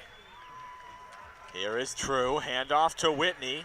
Whitney gets a few yards. He's wrapped up quickly there. And it'll be 2nd and long for the Trojans. They're going to keep True out there after the success from that last drive. Makes sense. Max Andrews with the tackle.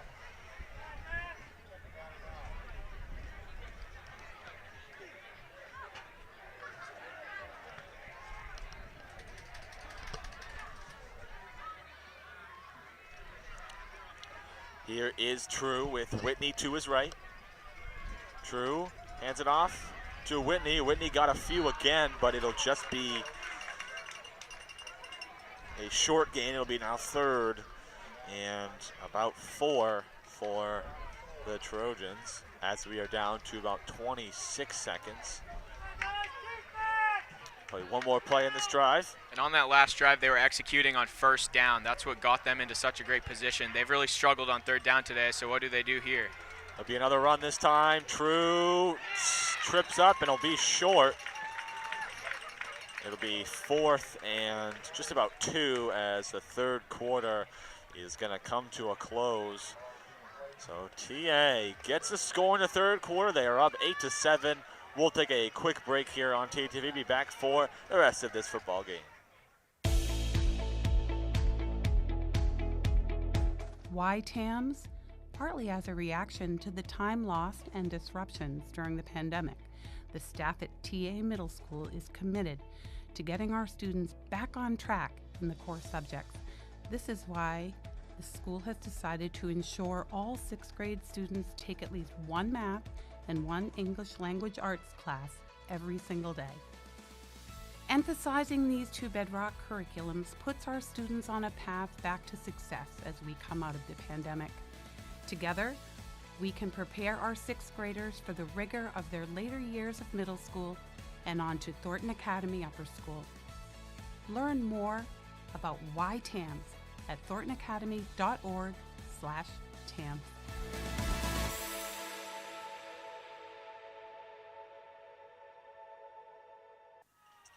We are switching sides in the field again. TA now going right to left on your screen. They lead 8-7. They were stopped just on the last play of the 3rd quarter on 4th down. JP Baez was hitting 40-yard field goals in practice, or warm-ups I should say, before the game. They're not going to have him kick it here. They're going to go for it on 4th and 3. Big conversion here at the start of the 4th quarter. True. Takes a snap, takes it himself. True, and Didn't get there. he didn't get it. Needed to get to about the 14. It'll be a turnover on downs. So he is stopped on the QB sneak. Got some decent yardage there, but he is stopped. Do you smell smoke as well? I do. I'm not sure what it's from. It almost smells good. Like, I feel like it smells like s'mores thing. Or maybe that's just me. I don't know. Anyways, Kennebunk will start at their own 16-yard line. And they need to get up the field as they are down by 1 right now as the 4th quarter just started here. Cornell hands it off. Wrapped up for a short gain. That was number 78 for TA. Liam Heiger with the tackle on Jack Cataldi with the short run. 2nd and still going to say, it should be 2nd and 9, not 2nd and 10. Kennebunk clearly hasn't had much of an offense today. They love to run the ball, but just have struggled to get 1st downs. And really not a big play threat on this offense, which is nice for TA. They can cue in on the run, and they've had some guys, especially that linebacker position, that have had really good days. There'll be another handoff. Cataldi, and he couldn't get a piece. That was Mac Lowe, almost got a piece of that tackle.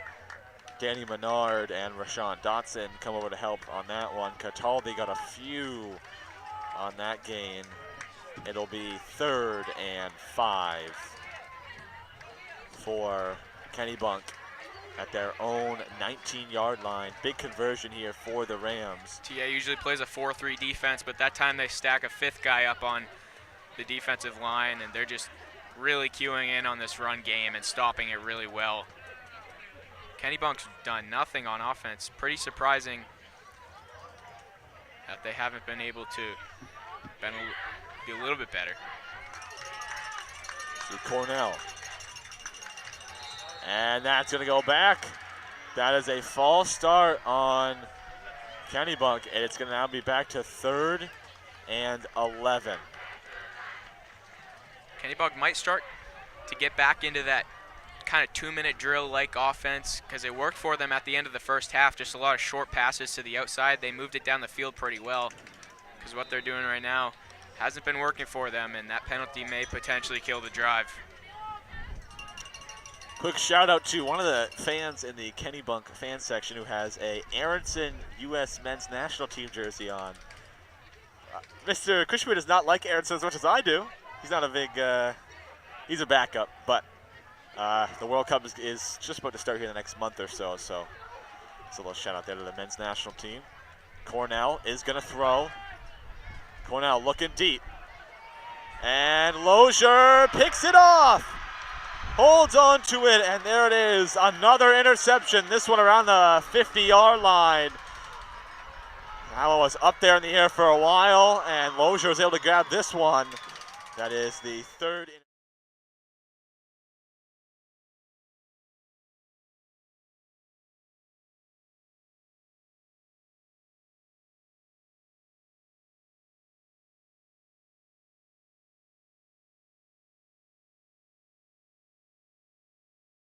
Came to play today. Ryan O'Keefe will be the QB for this drive. TA's got some energy now. They're trying to get something going. 10:58 to go in the 4th quarter. O'Keefe on the first play. He is able to evade the first tackle, and he's got some yards here. O'Keefe with a nice run, and he's out of bounds after a game of about 15. So this time O'Keefe's able to hold on to the ball and get a good first down for the Trojans. Yeah, some designed runs for O'Keefe, something we don't normally see. Holds on to the football that time, which is the first priority for him after the fumble earlier, and gets a good gain out of it. If TA does end up holding on, it'll be an ugly win, but at least they got to win. A win is a win, Yep, right? As much as there's definitely a lot that Coach Keezer will want to break down, a win is a win. O'Keefe handoff to Whitney. Whitney broke the first tackle, and he got a first down. Good gain for the Trojans. 2 quick first downs. We saw that earlier. Ended up turning into a fumble. Energy's shifted, as Jalen Brown would say. TA's sideline a little bit more excited here. Hayden Whitney pops off another good run on first down. So great Compton limp off the field off that play. O'Keefe, quick throw to Eberle. His 3rd catch of the day. Eberle now gets around the outside. Another first down, and he's inside the 5. Great job just winning on first down for TA, trying to stay out of these 2nd and 3rd down situations, and they get Carlos Eberle into some space. He was wide open along the sideline. Kind of surprising that happened, and get some yards after the catch. First down, 1st and goal at around the 4.5, looks like, yard line. This is what you want to see if you're Coach Keezer. You want to see these quick plays. You want to see first downs. It's exactly what they wanted to do all game. They're finally getting it going here. We've got about 10 minutes to go in the 4th quarter. O'Keefe now hands it off to Whitney. Whitney is going to be inside for the touchdown. Hayden Whitney, the 5-yard touchdown rush, and they get their 2nd touchdown to make it 14-7. You know what's great about that drive? I don't think TA ever even had a 2nd down. Just 4 straight first downs. I'm going to take a look at the replay here. Hayden Whitney from about 4 yards out.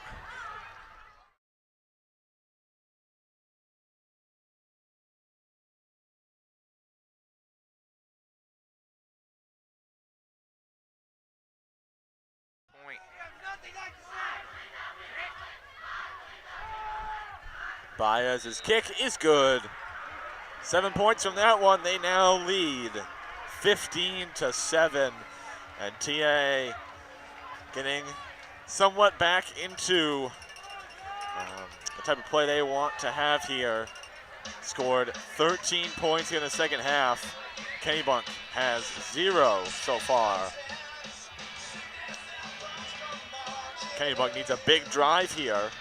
if they want to stay in this one with 9:58 to go. You have to wonder, have these long drives helped Kennebunk or hurt them? We'll see if they can get the ball up the field quickly. We've seen this sometimes last year. TA kind of goes to sleep in the first half, and then their offense finally wakes up and does something in the second half. Seems to have happened here. They put 15 points on the board. Technically 13. They had the safety in the first half, but just exactly what you want to see here to start the fourth quarter. They've taken advantage of Kennebunk's basically non-existent offense here. Baez. Oh, actually, we're seeing that. I thought O'Keefe was taking the kick, but I saw the 8 now. I see it now. Baez will kick away for the Trojans. They lead again. They just scored off the Hayden Whitney touchdown rush. It is now 15-7. Baez with a nice kick. Ends up being caught back at around the 10. And out of bounds is Cataldi around the 30-yard line. That should be the 29. And out comes Cornell and the Kennebunk offense trying to get something going here. As the sun is starting to go down. It's 6 o'clock exactly. The wind is back. Yeah, I meant to put my coat back on. It is chilly. 9:54 to go. TA looking for a stop. Kennebunk looking for a score.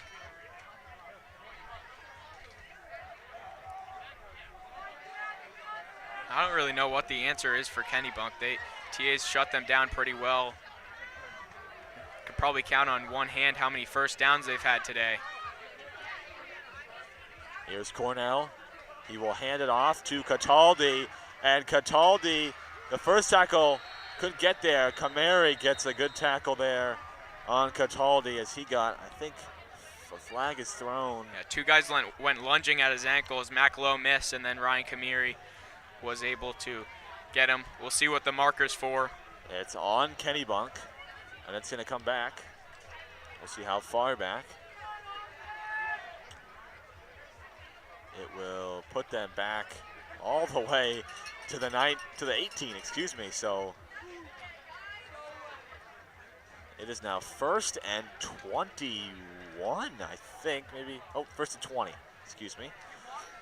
And this is something we haven't talked a lot about, the penalties for the Kennebunk offense. Seems like every drive they're starting out 1st and 15, 1st and 20.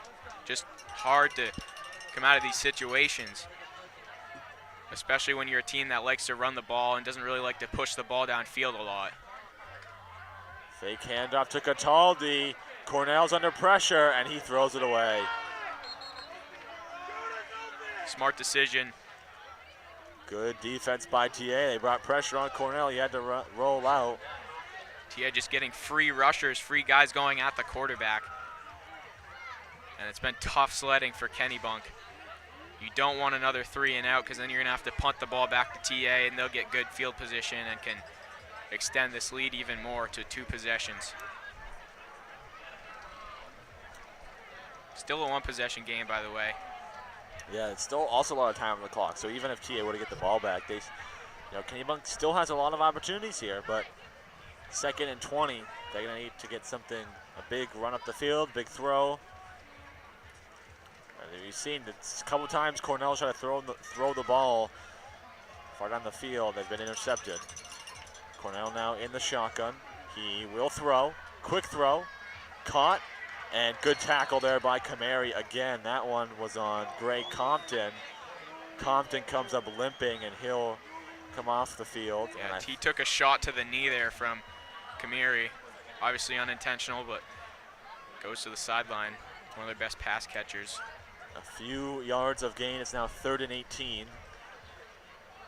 Cornell's going to have to throw here. Yeah. So it's a big conversion. And they haven't gone to the middle of the field a lot, but when they do, it's been intercepted. So you're really running out of options if you're Kennebunk. Obviously what you like to see if you're TA. Cornell will set up under center. He might have been looking for somebody, throws one up in the air, and it is not caught. Incomplete pass, was looking for Cataldi. He was pressured quickly. It's now 4th and 18, and Kennebunk just can't get anything started. Penalties hurt them on that drive. They'll have to punt from deep in their own territory. Teal will get it back. A really good opportunity for the Trojans. Yeah, they tried a back shoulder throw there. Obviously not by design, but Cornell was under a lot of pressure, and maybe a pass he should have caught, but still probably would have been tough to get the first down. And it's got to be frustrating for Kennebunk when you punt the ball and TA's return men are standing at midfield. You just know that field position is going to be good for them. Morris, good punt. It's going to bounce. The referee fell down.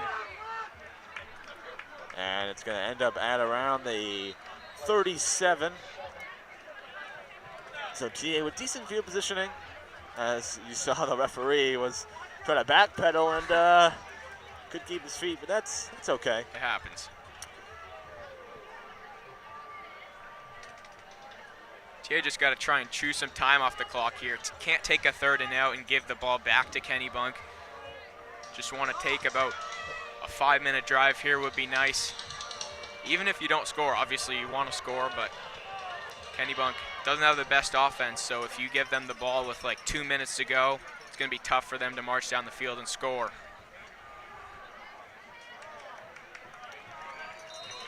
True. It's a few yards and no gain. And the last drive when TA scored a touchdown, they had 4 straight first downs. They were winning first down. They didn't get into these 2nd and long, 3rd and long situations. So the early downs have been so important for this team all season long. Here is True now on 2nd and 10. Under the 8-minute mark, True's gonna run it again. This time he gets some space. He spins off a tackle and stays inbounds. Perfect run for Caden True and the first down. Actually, I guess they're gonna say he was out of bounds. This is what you hope to see from Caden True coming into the season with a mobile quarterback. Kind of like Jack Emerson last year, just loves to lower the shoulder and hit people, and a great spin move as well. Obviously still needs to develop a little bit as a passer, but when you get him into a groove running the ball, it's dangerous. True will hand off to Whitney. Whitney, a decent gain, about 5 or 6.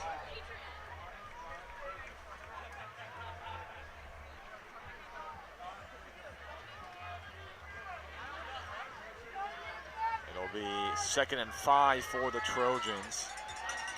You wonder if TA will just run the ball all the way into Kennebunk territory. This time True, and he fumbled it, and Kiesel's able to get on it quickly. That was almost an unfortunate turnover there. Kiesel doing a great job to get on that before it turned into a bad play. This one's gonna be 3rd and long. Yeah, he was trying to take off running, but had to collect the ball first. Looked like he wanted to run before he actually got the ball. Unfortunate that Brady Kiesel was able to jump on it. And here comes O'Keefe. The first time we've seen them change QBs mid-drive. Mid-drive, and in a big spot too. 3rd and 12. He's gonna throw, pressure coming, looking deep to no one. Overthrew Cantara. Cantara comes up limping, maybe still nursing that whatever injury he got in the first half. And it's tough because O'Keefe comes in on 3rd and long, and you just know they're going to throw it. I mean, that's what they brought him in for. So Kennebunk dials up some pressure, gets to the quarterback, and unable to hit Cantara, who was running a go route and came up hobbled. He hasn't been right all afternoon. He's had a good last 2 games, but maybe the injury's hurting him today. 6:31 to go, and Caden True will punt. Kennebunk get another chance at it with a lot of time on the clock. True. Good punt that will end up in the end zone. I don't know if anybody saw it, but there's a guy on Kennebunk that started to run out onto the field at the last second. Maybe could have been a 12-man on the field penalty. But anyway, you give Kennebunk all these chances, you'd think maybe one of these times they'd score. So another chance for them. You don't want to keep giving them chances, but this is an opportunity for Kennebunk to get back in this game. This is, any other drive with, 2-3 minutes left, they may not be able to do it just because of the way they run their offense. With 6.5 minutes, with the timeouts aren't shown on the board right now, but I think Kennebunk has all 3 timeouts left.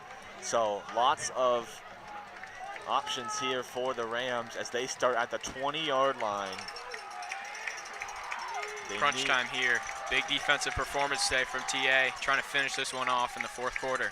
Cornell handoff to Barstow. Barstow bounces outside. Barstow tried the stiff arm and brought out of bounds by Mac Lowe. He got a decent gain there, but about 6 or 7. Yeah, he's been one of their few bright spots on offense. Had some good runs. And a good 8-yard gain on first down.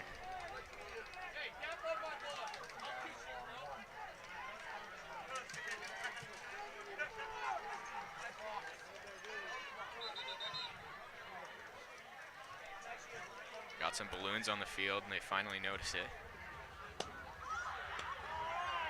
And he pops them. The referee. Get a little cheer from the Kennebunk crowd. 2nd and 1. The game was a little bit more than I thought. 9-yard game.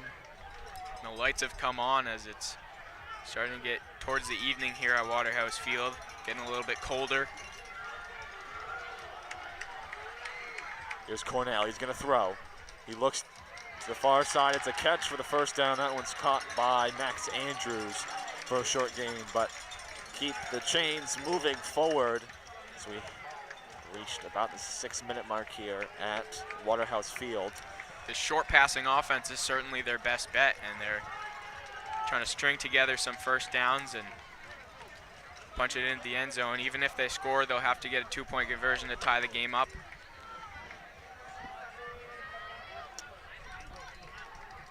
Coach back on, Cole. It's too cold. Yeah. Cornell on first down, 5:43 with a running clock. Cornell gonna throw again. This time he's gonna be short and caught by Morris, and he was able to get around that tackle by Menard. Good job by Morris. Mismatch on that one. Morris with the definite height advantage on Danny Menard. And they move the chains for another first down. Yeah, Danny tried to jump the route there, but a little too aggressive, and receiver gets by him for a couple extra yards. I don't know why they haven't been passing more this entire game. I mean, you go back to that drive at the end of the first half, and they passed almost every play and got down the field.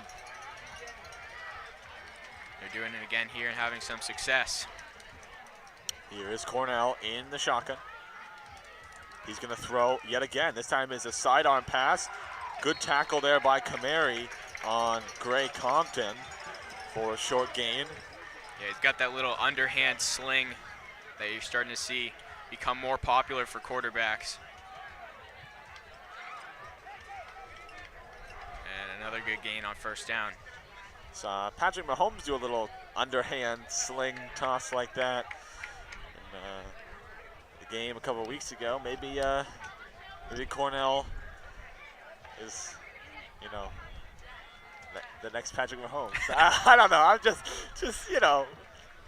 Anyways, back to the game at hand. 4:38 to go. Cornell handoff to Barstow. Barstow a big gain. He's wrapped up. But a big gain for Barstow, and Kennebunk is moving quickly up the field. Yeah, they flipped a switch, really. They had nothing going, and then finally Barstow's been at the forefront of this attack for them, and another first down into TA territory even more.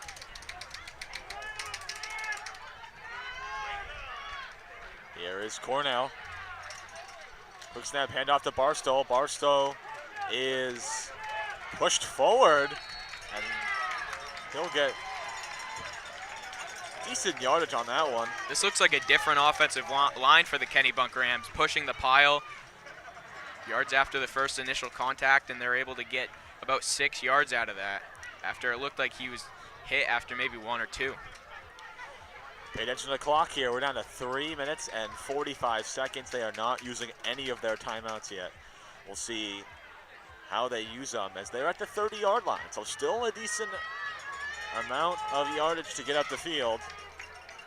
Here's Cornell. Cornell's gonna throw. Quick throw, and it got tipped, I believe. That one by Liam Heiger. Good tip, stops the clock, 3rd and 5 now.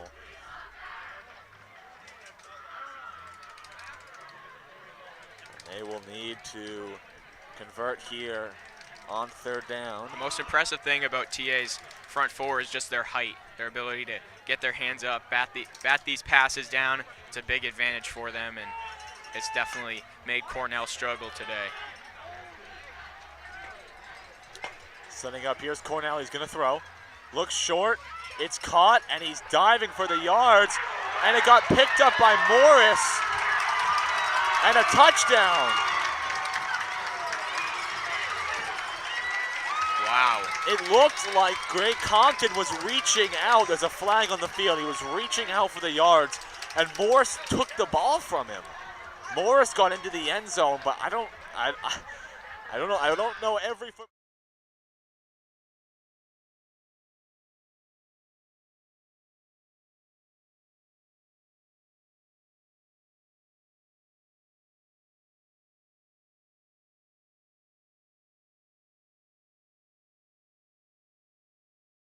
It was interesting. He almost tried to hand him the ball after the catch. And They're they're going to call give a it to him. touchdown.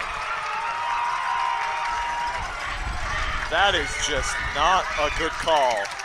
That is.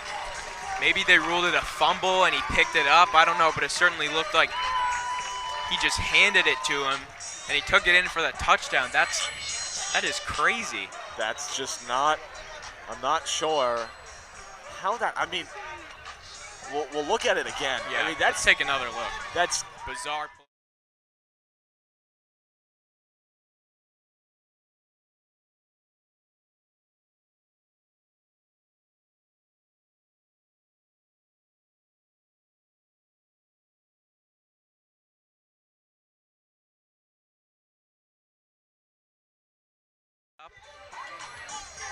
Odd situation. Both of Kennebunk's touchdowns have been very fluky, I want to say. That one, obviously, but then the other one, they were set up very well due to the fake punt.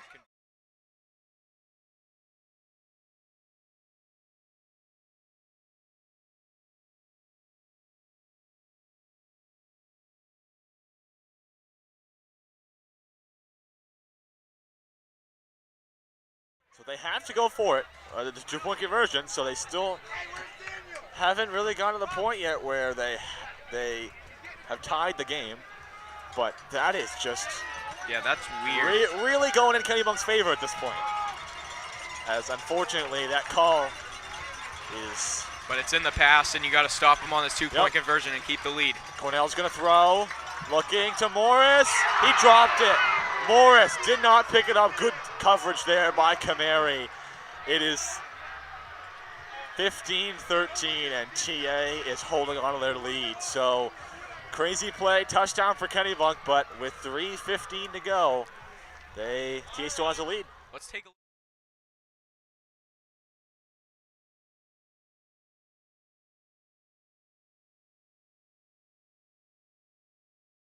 What a great individual play by the sophomore to keep TA in the lead. That is so huge because obviously if he catches that pass, it's tied. And he must have had at least 6 inches on Kamiri there, but couldn't pull it down, and it falls incomplete. We'll take a, actually, we would have taken a break there, but they're going to play pretty quickly here, so we'll keep it. So no timeouts were used. So you have to wonder, it's like 2 timeouts each. So you have to wonder if Kennebunk will try the onside kick or if they'll just try to get a good defensive stop. And for the 3rd week in a row, we have a close game in the 4th quarter. This time, TA on top, which is good to see. So hoping that they can come away with a win and avoid dropping their 3rd straight game. The only person back is Alex Cantera, and Ryan O'Keefe is on the field. Onside kick, grabbed by TA.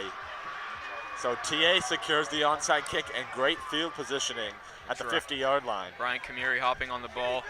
Once again, we saw TA with an onside kick last week, and they executed it, getting it back.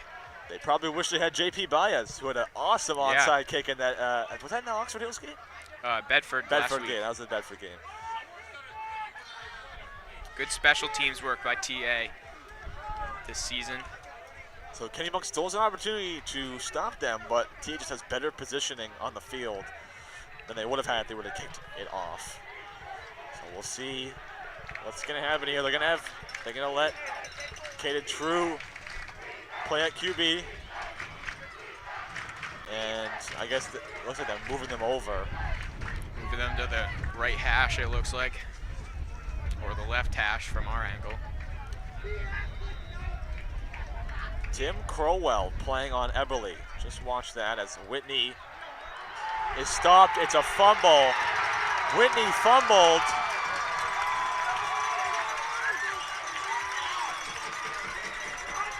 There's a pile, and they've yet to make a call, and it's Kennebunk ball. Whitney fumbled. And I am in shock. A bizarre turn of events in the fourth quarter. We'll see this again here on the replay. Hayden.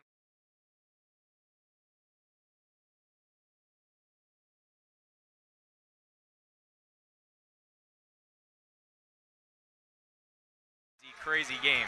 Even with the fumble, I gotta say, that call to allow the Morris touchdown is just a tough one. Yeah, I don't really understand that one. Hopefully we'll get some more clarification at some point. Wonder what. It looks like the refs are still talking. I'm not sure. Still sorting some things out, but it looks like Kennebunk's going to keep possession. And all of a sudden, this offense that has been non-existent all day has come to life for Kennebunk.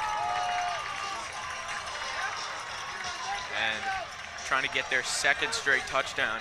So they're at the 50 on first down, 3:06 to go in the fourth quarter. He will hand it off to Barstow. Barstow bounces off a tackle. Barstow with a decent game, but he's wrapped up and pulled down by Tommy Johnson. Good tackle there by Johnson. And a flag at the end of the play. I think Johnson said something to him as he was on the ground. Maybe tugged his jersey at the end of that play. A lot of things could have happened. They are so confused. Personal foul. That is rough. Unsportsmanlike, not a personal foul. Kennebunk stood over him for a couple seconds. Positive vibes up here, guys. We got this. We got this. 2:54. I'm just trying to keep the energy. 2:54 to go. Kennebunk is still down by 2. And the clock is running. And we're not sure about their field goal kicker situation, so they could kick a field goal. Cornell handoff to Barstow. He's wrapped up. Bunce was coming around the outside looking for the blitz. He got stuffed. Good tackle there. It's second and long. The clock is still going, and they're not using their timeout yet. So just a crazy last couple of minutes. I mean, one of the most bizarre touchdowns I've ever seen. I don't know how that was legal, but it was, according to the refs. This defense going to have to come up with another big stop. We're trying to get some energy here. Here's Cornell. Cornell will throw. Cornell looking for something, going deep to the end zone, and it's picked off. He picked it off. Henry Lozier picks it off at, I think, the 1 yard line. And there it is. TA stops the drive. Kennebunk had so much momentum. What a pick by Henry Lozier. Second.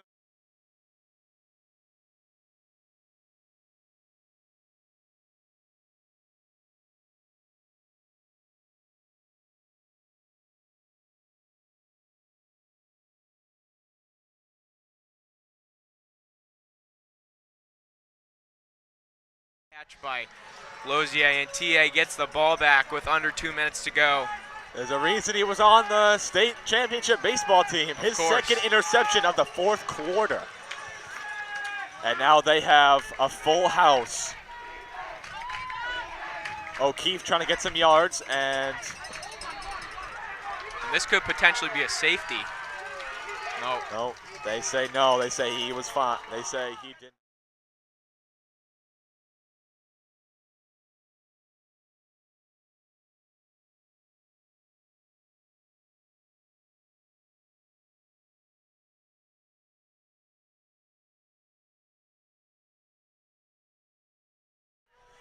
I mean, just a crazy game. Let's just go back. So, TA goes up 15-7. Then Kennebunk driving up the field quickly. A pass to Gray Compton into a forward handoff in the same play to Morris, which is not okay and is not allowed. It's a flag. Ends up being a touchdown. And so they missed the 2-point conversion. It's 15-13. Then TA fumbles the ball. And then it looked like Kennebunk was going to make their way into TA territory. Throws a long pass to the 1-yard line. Lozier, his second pick of the day. Second pick of the fourth quarter. TA gets the ball back. They're on the 1. Yeah, they're still in a tough position here. Got to get it out of this spot. Can't get a safety here. 15-13. O'Keefe hands it off. And good yardage got out of that situation. Good job there by Harold Bunce. There's a reason they used him in the full house, and it'll be now third down, and they're going to call another timeout. So they're going to use their second and final timeout.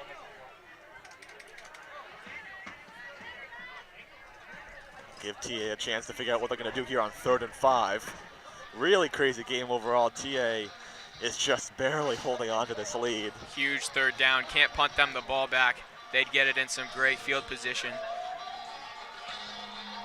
And would have the opportunity with the game winding down to take the lead.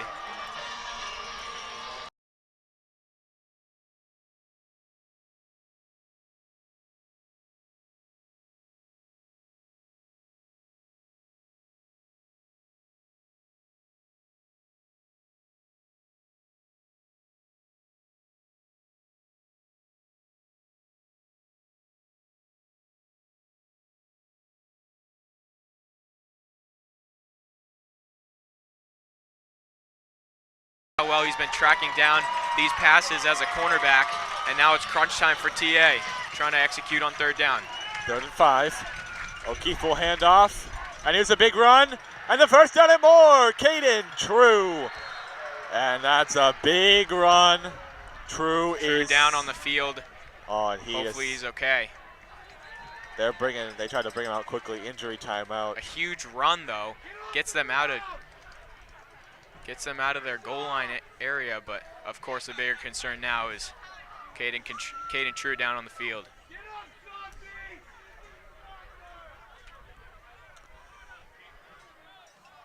So True is on the field. We'll see what's happening. We'll take a break here on TATV. Be back for the rest of the fourth quarter. Hey, Dan. How's that proposal coming? Just finished. I am sending it right now. Okay, good.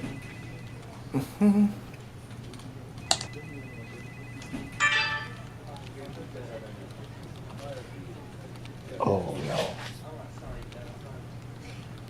How are we looking for noon? We got like 2 minutes. Dan.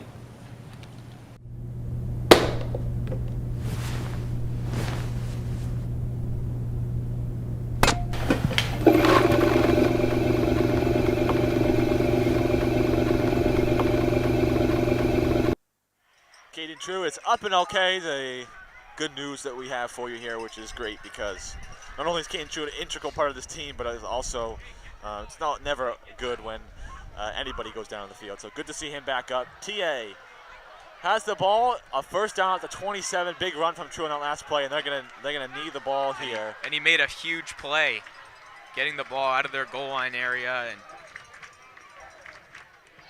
maybe icing the game for TA as O'Keefe is in at quarterback. There's no timeouts left. And O'Keefe, it looks like, will take a knee at the last second possible. They're going to throw a flag. And may have took a, I don't know, let's see. False start. It's going back. So it's now 1st and 15, 1:23. The clock stops. They'll have to knee it down, but that looks like it's going to do it, I think, is I believe that there are no timeouts left for Kennebunk. And definitely the best game of the season for Caden True so far. We were waiting for him to have a big game. We saw a lot of O'Keefe the last couple of weeks, but him and his rushing ability at quarterback making a difference in this game. And a bizarre game all around. A lot of crazy things happened, but TA is going to escape with a win. Probably the ugliest win you could possibly have, but a W is a W, and they're going to get back to 500. And then next week, they'll get Bangor at home, looking to get on the right side of 500 and trying to make a big run here. But it was looking pretty bad at halftime, but they came back, and hopefully the low point of their season is over and they can start stringing together some wins. A lot of chance. They're doing a "Let's Go Rams" chant. So the fans section getting all their cheers out late. And that's gonna do it, I think, as the clock will run out. So the Trojans pull away.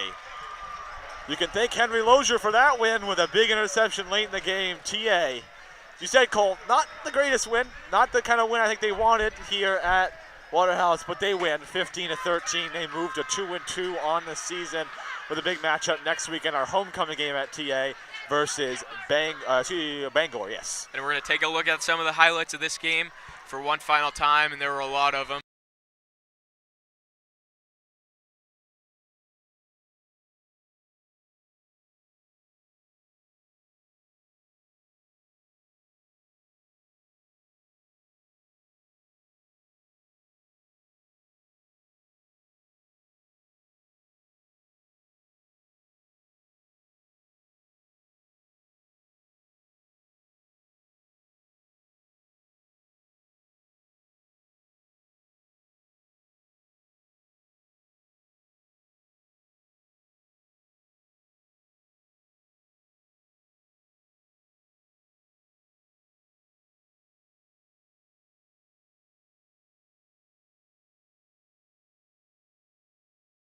Clutch play, his second interception of the day, and TA wins it 15-13.